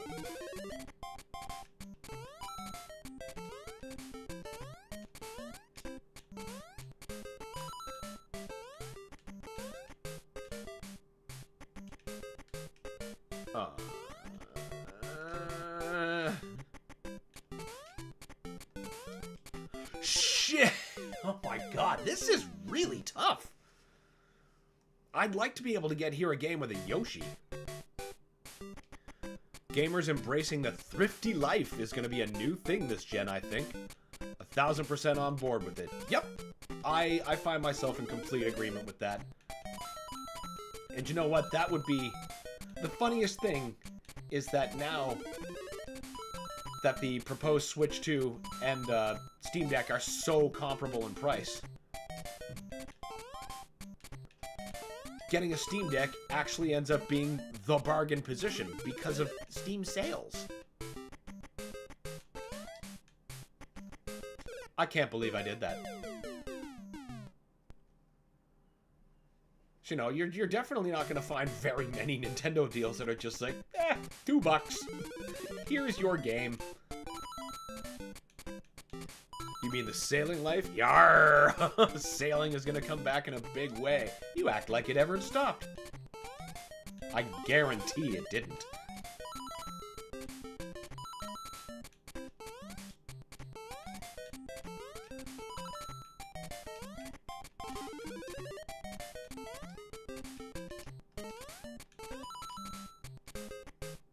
Oh, of course, I know exactly what you mean by sailing the 7 seas.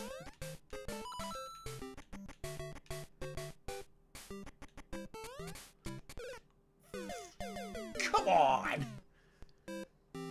Yeah, one game for 120 Canadian dollars or 40 games on Steam sale for the same 120. Not a contest. Yeah, exactly. You know, if you want to be legal about it, yeah, that's the other thing. I think we left off at 12-3, I think? Nope.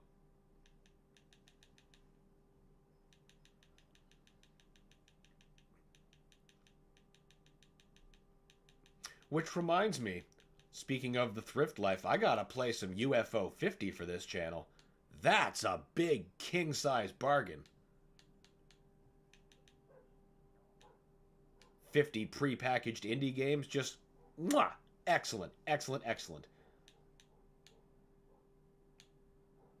It was 12-3, wasn't it? Yeah, let's just try that. And if I'm... Hey, now! Then if I'm right, I might come back here to 12-1. And just come back with a Yoshi. But I want to see if I can do this right from here. Oh, hell yeah, I want to see more of that definitely single game. Oh, that game just ran away with my life last year. And most of the start of this one.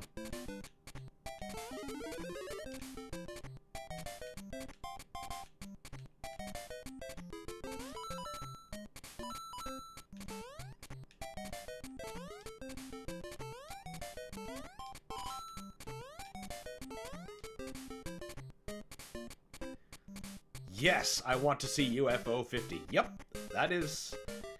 It is going to be played for it. One of the games is actually... You may or may not have seen it in my break time roll. But that top-down shooter called Overbold, that is currently my favorite game in the collection. Like, I did the gold and cherry completion, and I still just play it for fun, because it's that fun to me.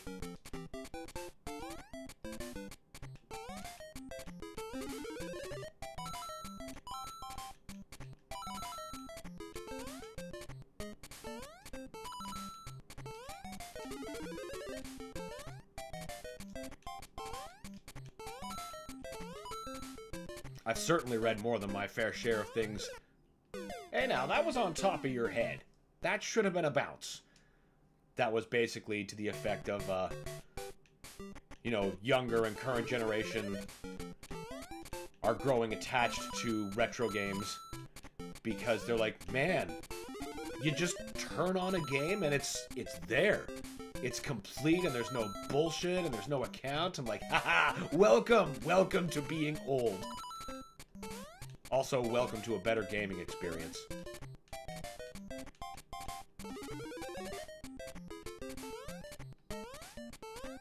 But they're not wrong. That was unbelievably stupid. It was like I was aiming to do it.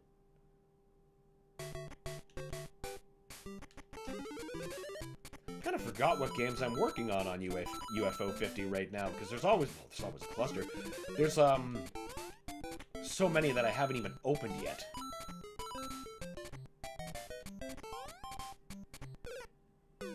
But the thing didn't grow the whole way. What am I supposed to do about that? All right, maybe I'll try that again from 12-1, see if I can get there with the Yoshi. I miss it. Yeah, man, me too. Me too. I miss that kind of simplicity. Yeah, 12-1.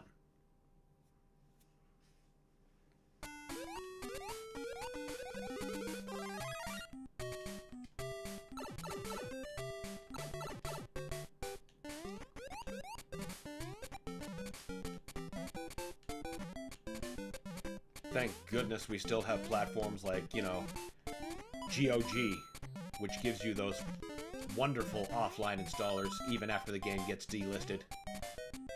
It's about the best you can hope for in this strange, strange time in which we find ourselves.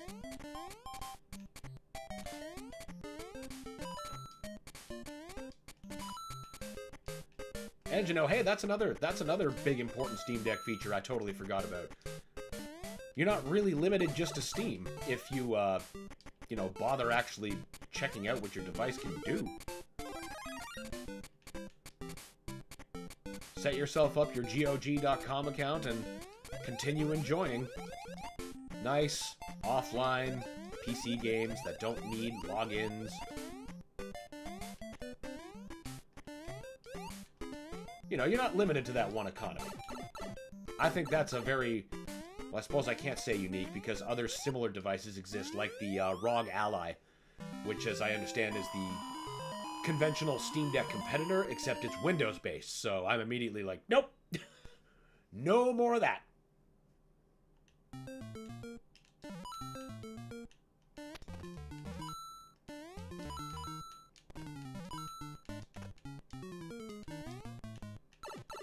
Son of a bitch. Well, there goes that Yoshi I intended to bring. Maybe I'll get lucky and at least get a power-up.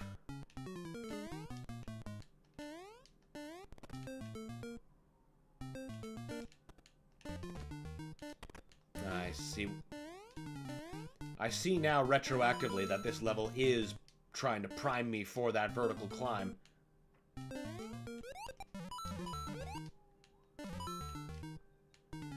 I tried to play Assassin's Creed 2 on Steam. I spent more time trying to access my fucking Ubisoft credentials than playing a game. Yep, I know exactly how that feels. Shit like that makes me insane. So I thought, fuck it, and refused to play it even though I love that game. Yeah, I totally understand that. I can at least offer... I know it's not 2, so that's the one you're probably trying to play. But, Assassin's Creed 1 is available on GOG.com and therefore does not come with Ubisoft's bullshit. So you can just play that one all you bloody well want off of GOG and never have to face Ubisoft once. Unfortunately, they don't have 2 in offered the same way. Otherwise, hell, even I'd get that. Their bullshit is the only thing that holds me back from buying any more Assassin's Creed games on PC where they will look and run great, but I don't want to put up with the bullshit. And I think that's funny because I already have Ubisoft credentials. Thanks to Far Cry. I just don't like using them. I resented having to get them for Far Cry. I can't believe I did that. Ezio, my beloved, forever a hostage.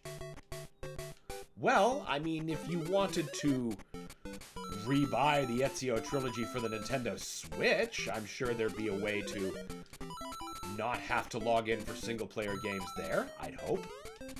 But I don't know that for sure. I just shot myself forever up his ass.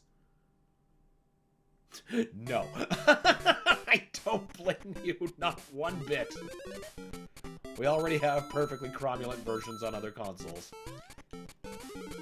Sadly, that PC good is just not easy to get.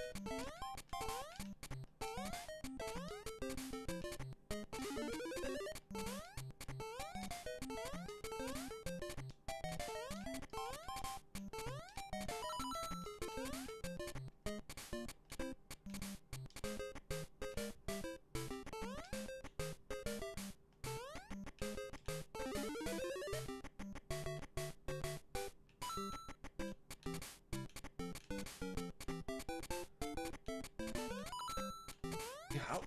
No!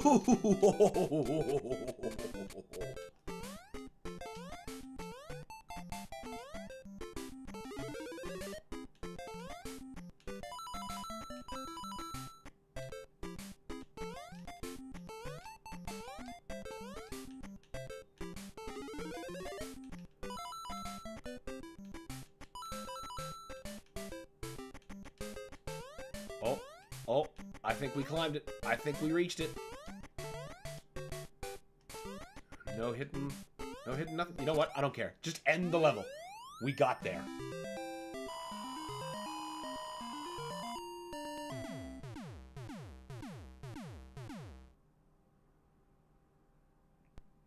Now, what sort of hellhole is this? Okay, good. I see the boulders. I'm gonna have to be looking up what those are sometime on my break.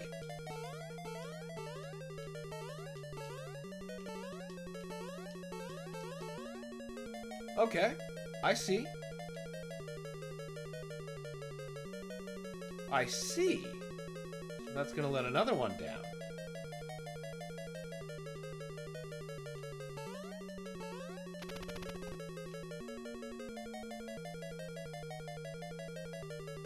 Bunch up, you bitches.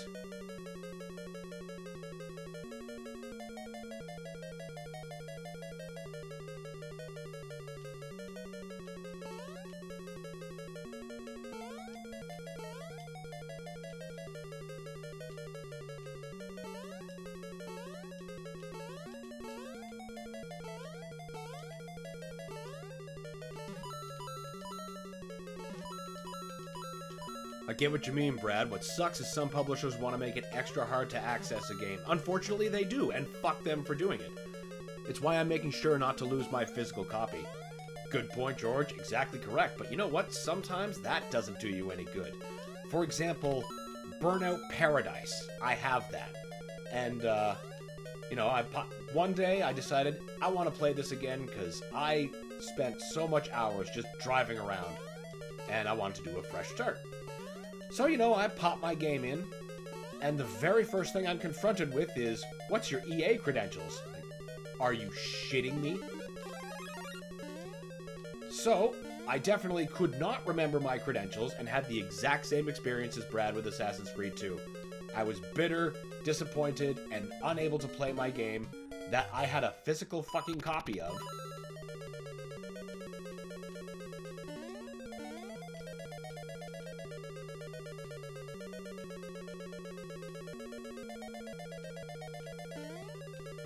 Thanks, EA. Really appreciate doing that. Oh man, Burnout Paradise is so good. Yeah, it's one of my favorite driving games. I lost so many hours to just driving around the city, and then either choosing to do things or just enjoying the drive. Like, it was so good. So good. But no longer.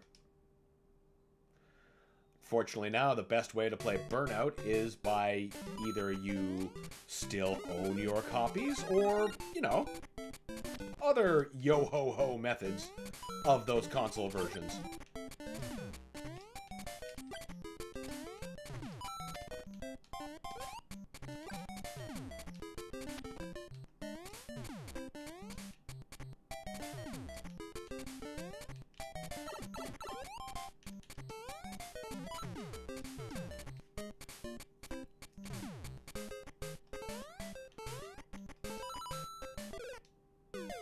Oh, I see what you did.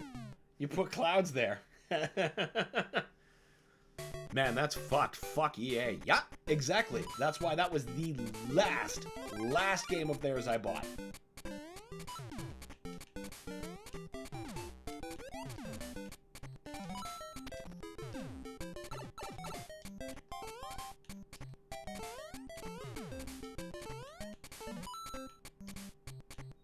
Actually, wait. No. There was 2 more. Because you see, I eventually, because I'm a sci-fi nerd, started wanting to play this Mass Effect thing. And I'm able to get the first 2 games on PC through Steam. No bullshit. No problem. You want Mass Effect 3? You want to finish that story? Please sign up for EA's... No. No, no, no, no. You can just remain ungotten and just No, I don't care. I will not.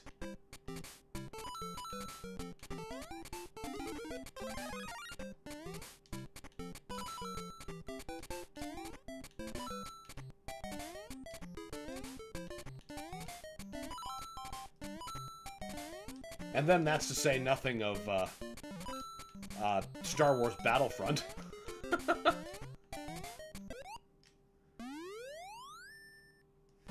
Which was clearly handled well.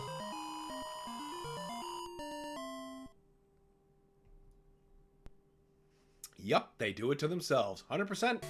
100%, and that's why they ain't getting my money. Not no more.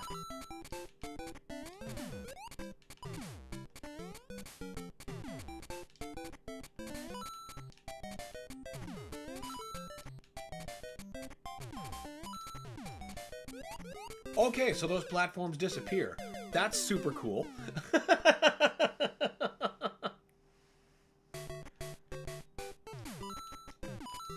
Real shame, though. I would just love to play Burnout Paradise again.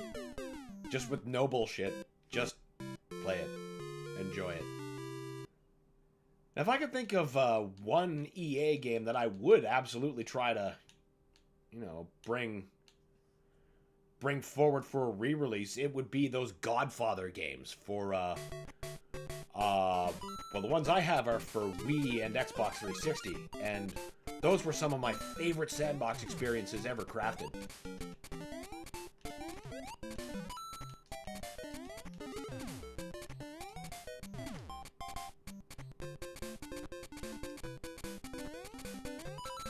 The first Godfather was just this wonderful, wonderful world of no DLC and bullshit, microtransactions. Now, Godfather 2 did introduce those things, but they were never necessary.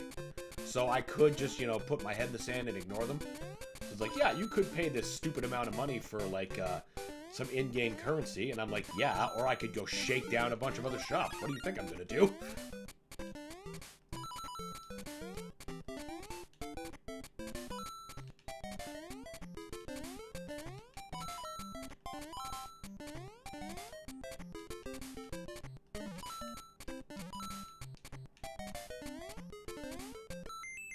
About time I got that. Still didn't find the Yoshi of this level.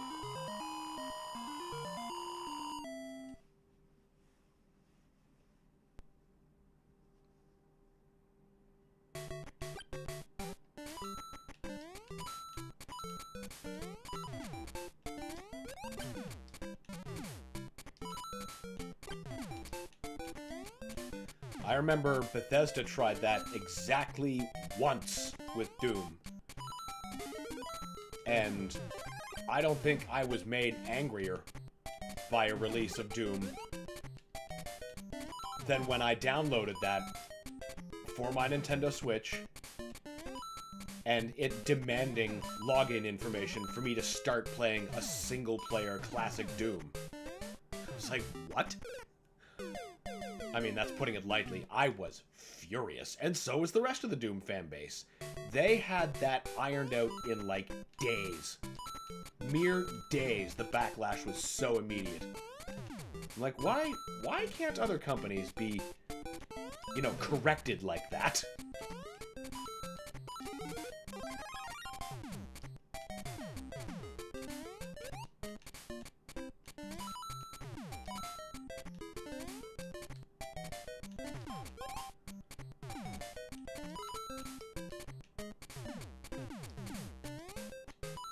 What I like to imagine is that somewhere along the way, somebody realized how fucking stupid they were being.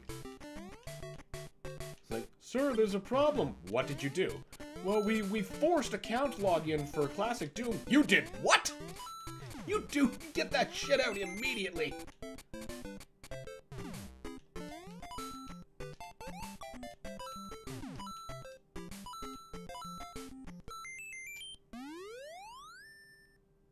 Oh, 2 porn bots. That's a first.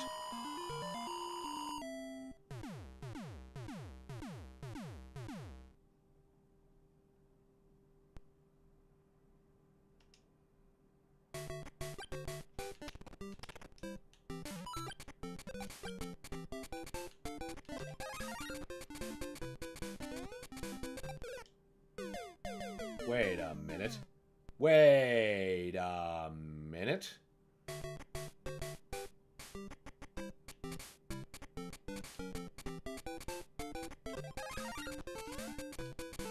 Oh, the idea is not to get those because I need to actually be bouncing off of their shells to progress. That's as cool as it is devious.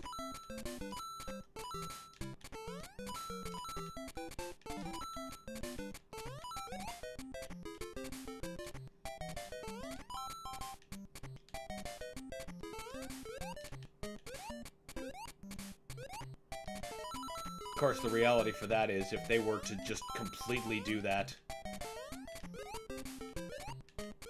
and ruin my single-player access to Classic Doom by requiring an account, well, guess what? The fan community is so far ahead of these businesses, it's not even funny. The idea of using an official version is like a courtesy, a convenience. You son of a bitch.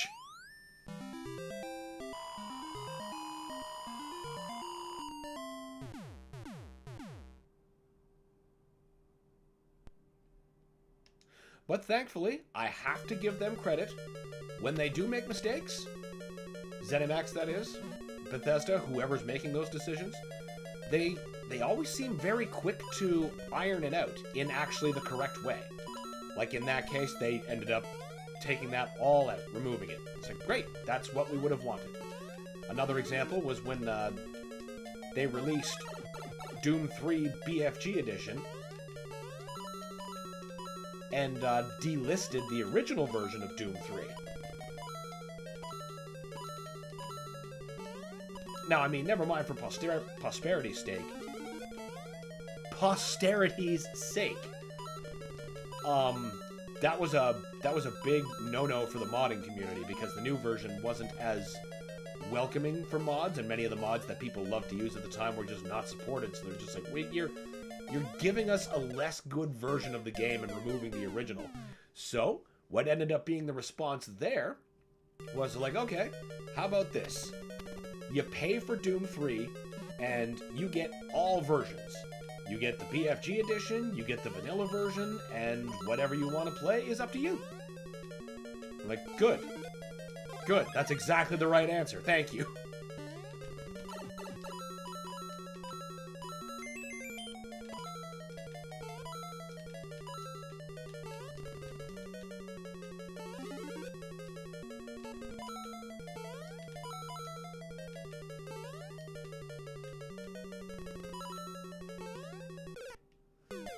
The worst had to be what that meant for anyone who bought Doom Classic Complete from limited run games.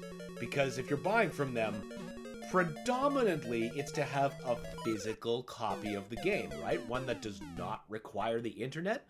Well, the very first batches of those used the version that was originally released. So many people plopped these games into their consoles and then were greeted with internet required, and they were like, excuse me?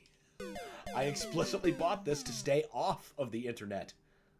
So what they ended up having to do was limited run would they get you to send your copy back, and then they'd send you one that's been patched so that it truly doesn't need the internet, and you know, you're being given what you actually paid for.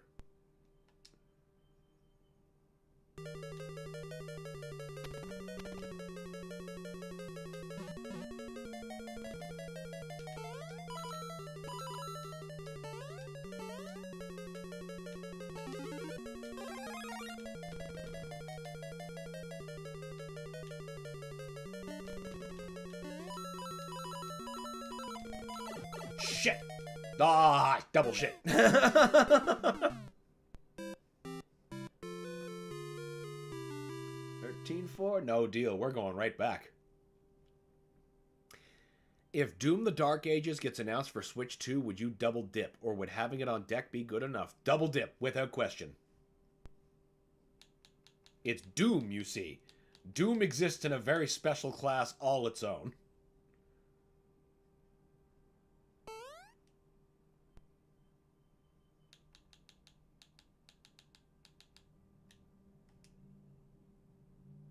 I mean, to wit, imagine a normal person making this decision. First of all, I get Eternal the day it drops on PC, right? That's just a given.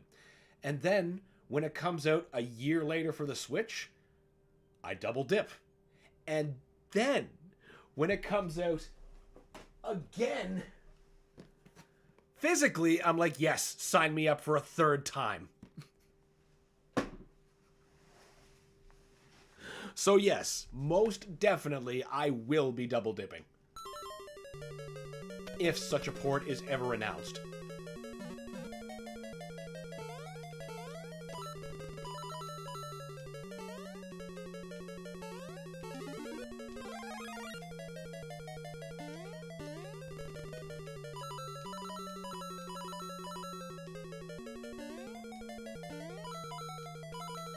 Oh wow, I actually managed to keep a power up this long. Excellent point. I mean, that notwithstanding, geez, can I just get him? The other thing is, I look at the system recs for Doom the Dark Ages, and I look at the Steam Deck specs, and I don't know how well that's going to work. So, you know, if there's a port of any capacity, I'm going to be trying it regardless, because I think the experience is going to be comparable across the board.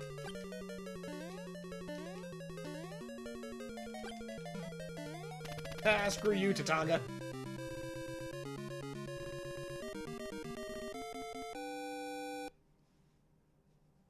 And it definitely wouldn't matter to me if it's a downgrade in any way, like any major way. That usually matters to people. For example, just like Eternal, when Doom 2016 came out for the Switch, and I had my PC strong enough to do it right, the Switch version became my favorite way to play, simply because it was convenient, even though it ran at, like, half the frame rate and probably less than half the resolution. Did not care. Convenience is king.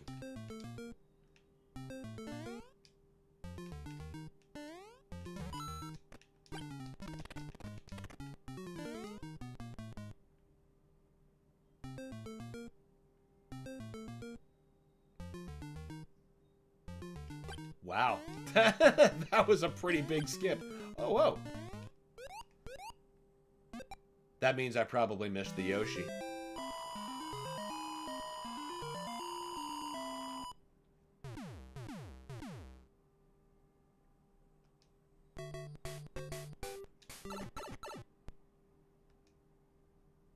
The real question is, will Limited Run be able to put out a version that will make me triple dip, considering that, you know, I'm just going to be purchasing another download code that I need even less than a physical version that I won't use because the digital version's already installed.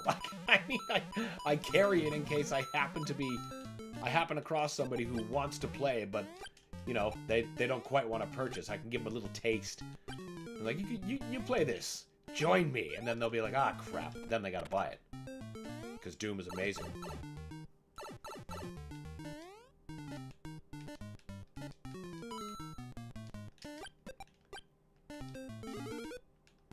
It's much easier on Steam, where I just gift people the game every time it goes on sale. Shit!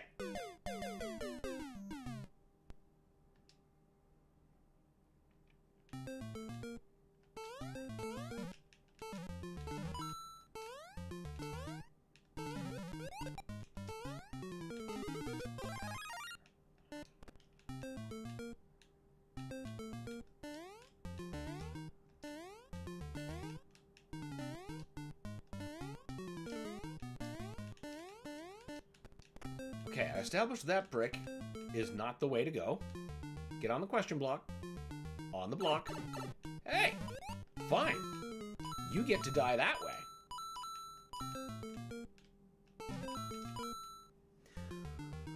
I have no doubt it'll be on Switch 2, seeing how well the first two did. Plus, they'll probably optimize it to run the best portably. That's another big reason that I would want to get one in this, you know, theoretical world of it existing. Because I gotta imagine it's more optimized for that experience. Would save me the trouble of finagling on the Steam Deck, which, you know, I'm gonna be doing anyway, because it's Doom and I have to know. Already seeing good examples of Street Fighter 6 and Cyberpunk, games that struggled on deck but running well on Switch 2. See, that is so highly encouraging.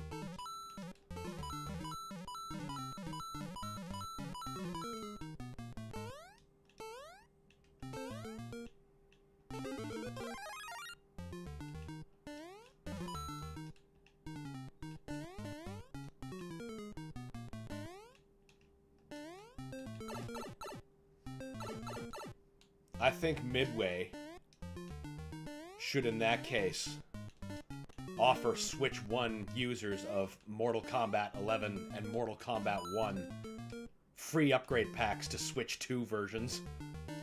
Of course, such a thing hasn't been announced, but, you know, kind of a, hey, sorry about that war crime you paid $80 for. Here's a proper version. Please play our game again. Or at all in the case of MK1. I'm doing laps.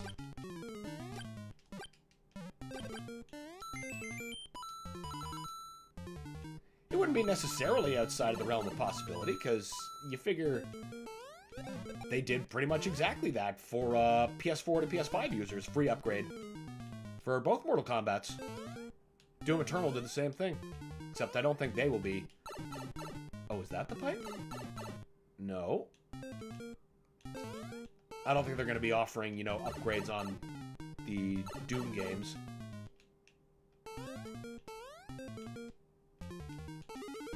Eternal is already known to have backwards compatibility problems on Switch 2, apparently.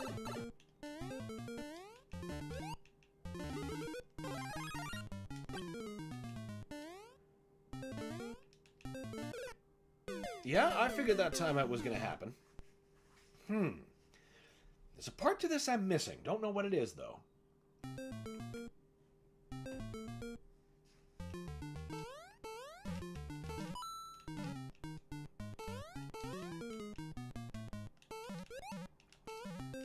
This one is a maze level. I can provide a hint. Oh.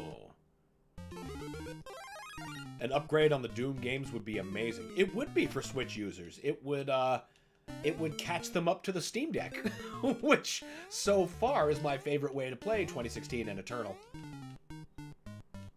What kind of hint could you give me, Maiko? It's definitely not this pipe, but that will give me another power-up. No, it won't. That's just a coin. The level is mirrored. Oh.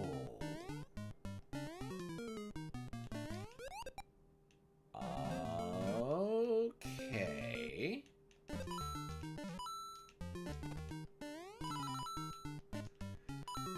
And this must be the division point.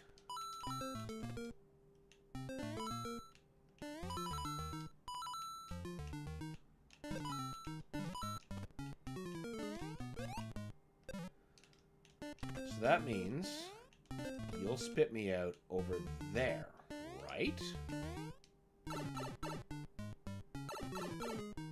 Yeah. Yeah, okay.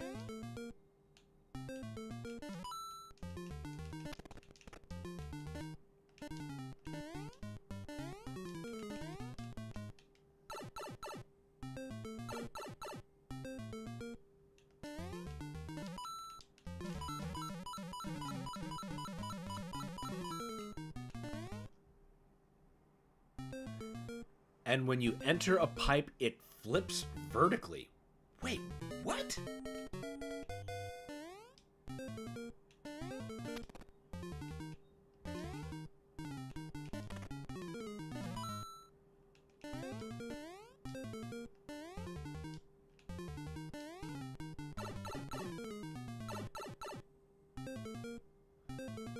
I see now. Okay.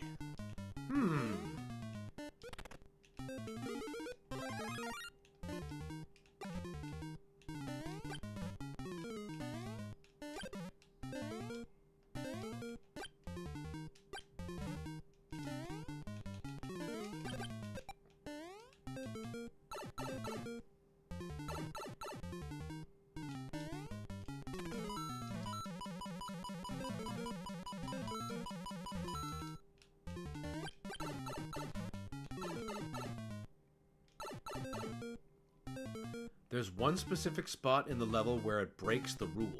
Okay.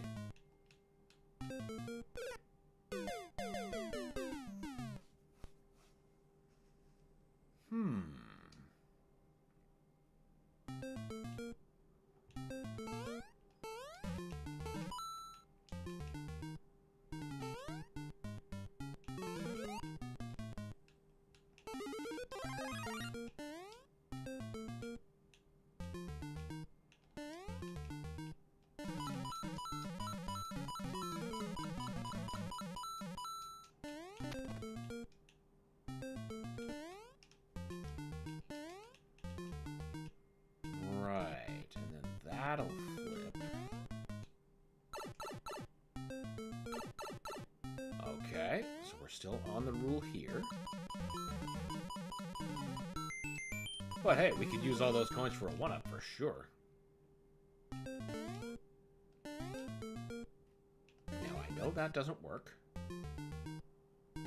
Wait a minute. No. It's not that you don't work, it's that you're flipped. So now you go to... Wait a second. I think I just saw my clue.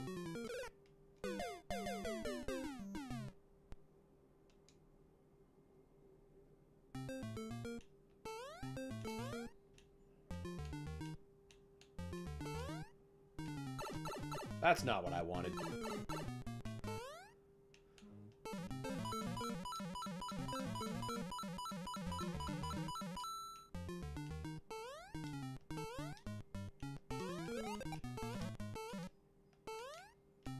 Oh, wait, no.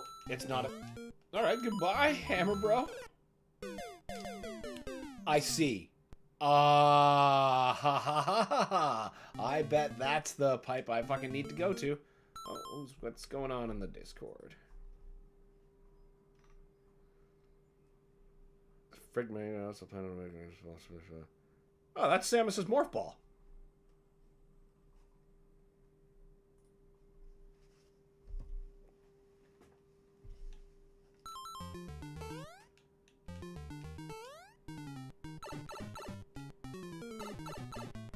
Failing that, it's at least one of her bombs.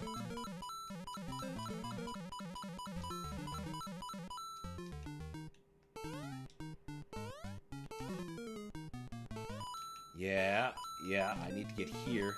You got it, it's her Morph Ball, hell yeah.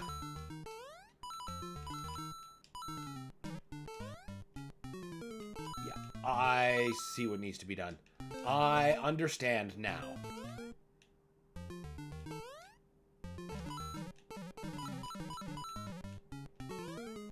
But first, I need that power-up.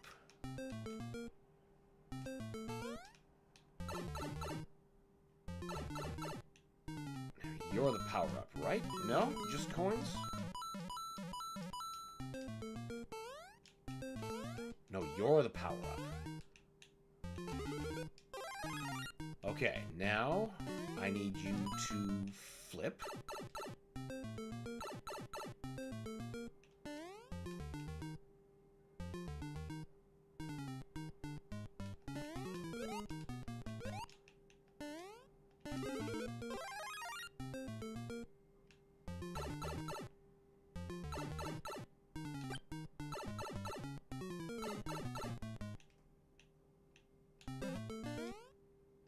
Oh, for fuck's sake! Damn it, I was onto something.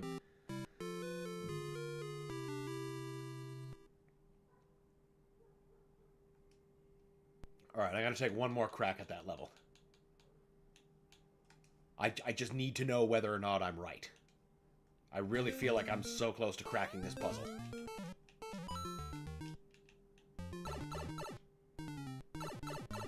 And the mushroom was right there. You fucking yuts. Okay, no. Start this again.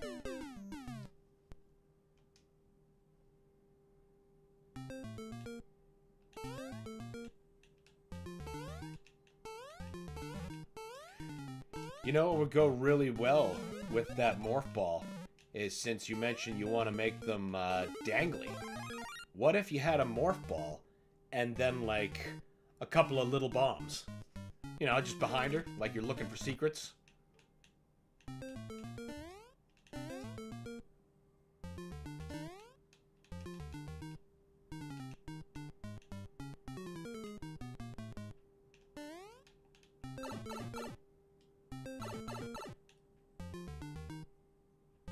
No, this isn't the right way. Alright, well, we gotta go this way anyway. Fuck! No. So close. So close. So close. I'm getting this.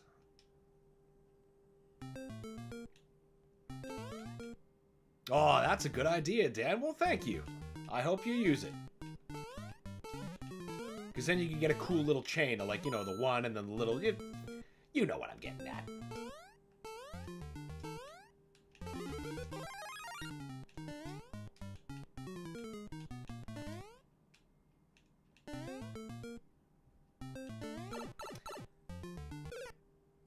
That's fine. That's fine.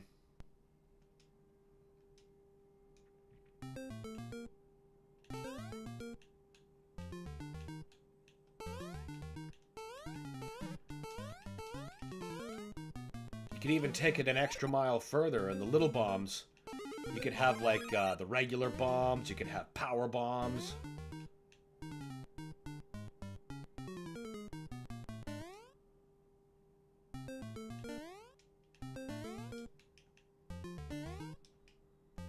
This is not the right way. No, I need to flip this again.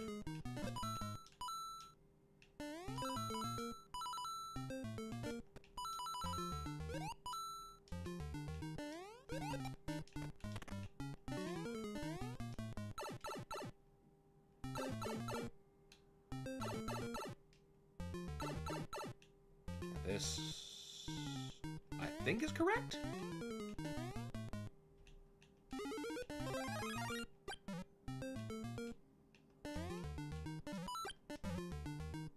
No, it needs to be flipped once more.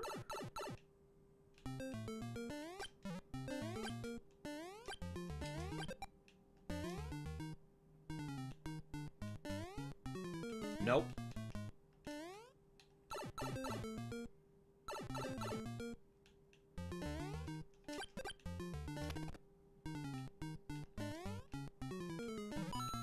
I gotta get out of this part, I think.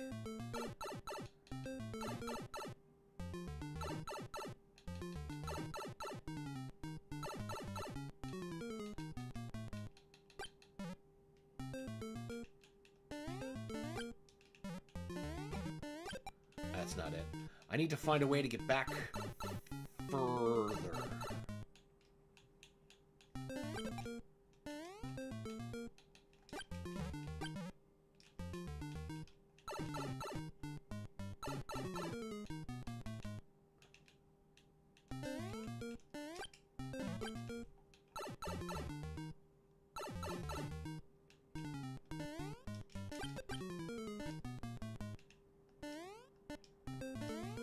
Must be this way? Okay, yes. Yep, that's fine.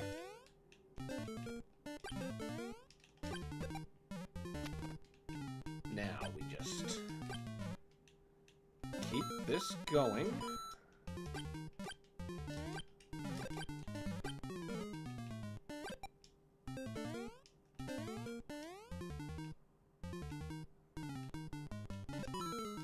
Shit! I needed to flip it one more time. That was the problem.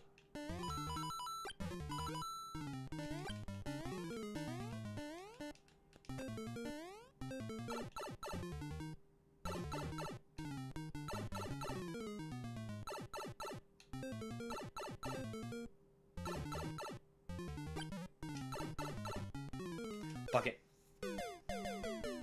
I'm so close. I'm so close to getting this.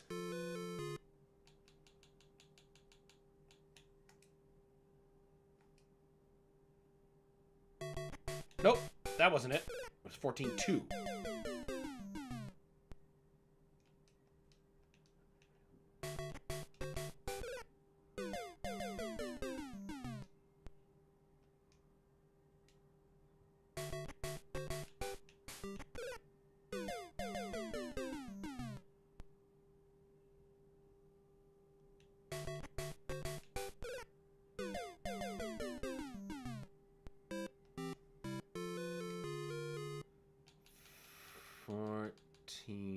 Two.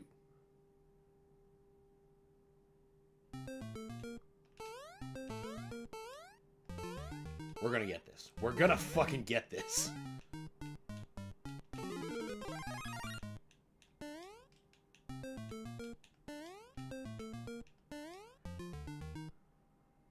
Okay, now we flip it once.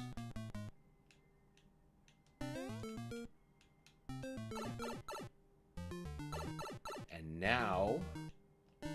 Wait. Nope, this is correct.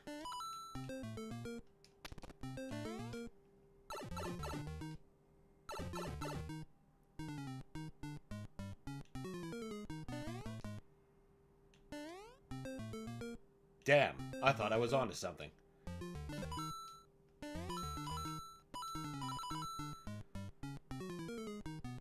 Okay. Well, I don't think there's a different direction to enter that pipe from, per se.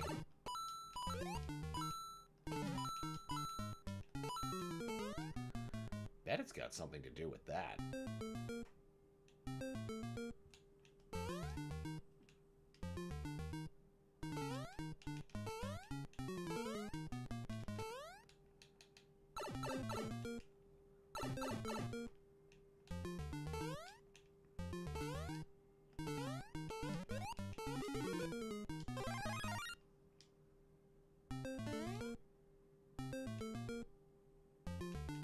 Well, coming up there doesn't help. But now we know that.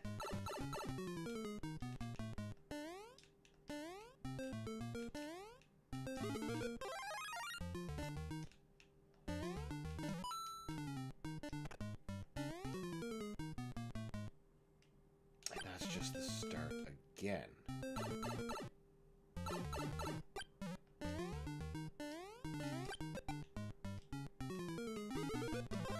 I have a feeling this is going to take me actually drawing the layout of the map and charting every single pipe.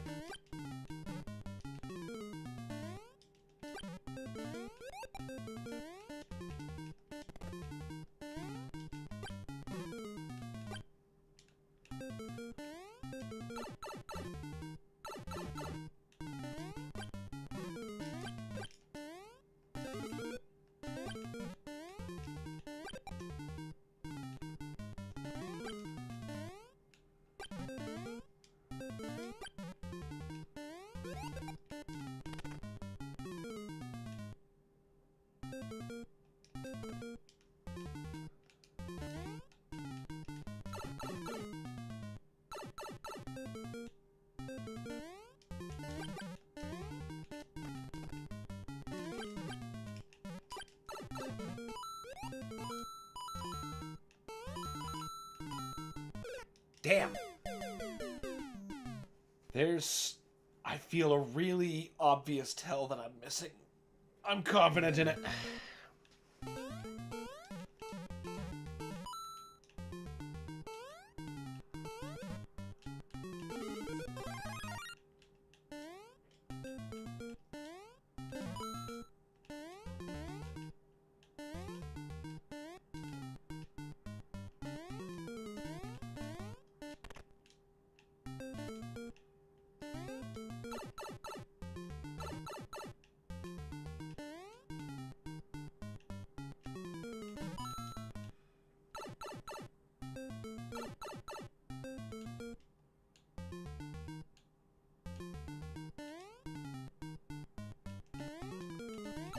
Fuck. I just skated right into there. That was not on purpose. That was just bad.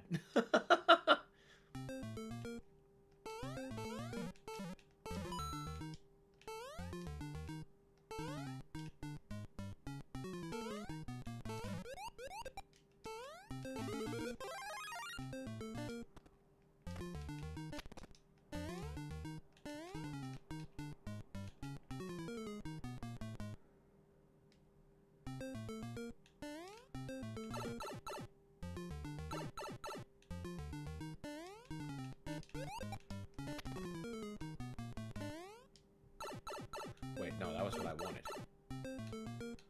Or ease it.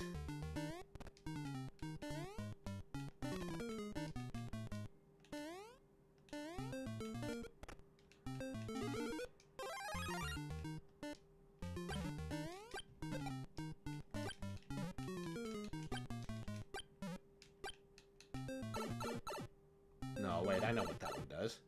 That doesn't take me anywhere I need to be.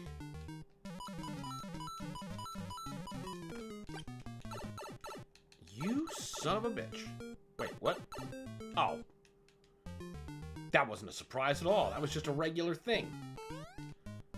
Yeah, and I'm just running in circles. I am definitely going to need to bust out the old pencil and paper.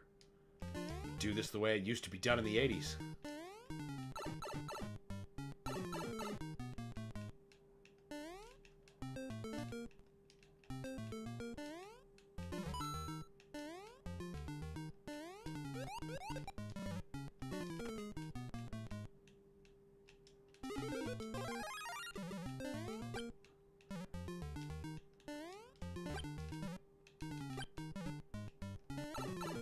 Damn. Damn!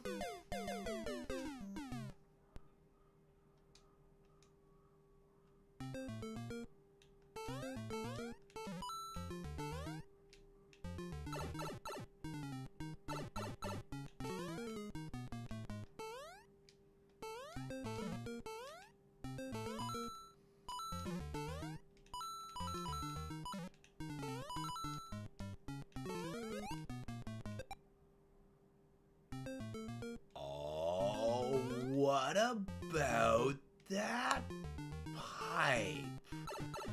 I don't think I've entered that one before.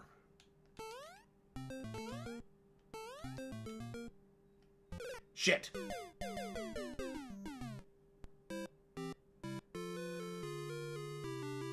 Alright, that's enough for right now. We are going to come back to this one, I promise. I'm having too much fun not to. Maybe it'll be the spice that breaks up the Super Mario Painbox, but for the current time, I'm going to get me some damn food.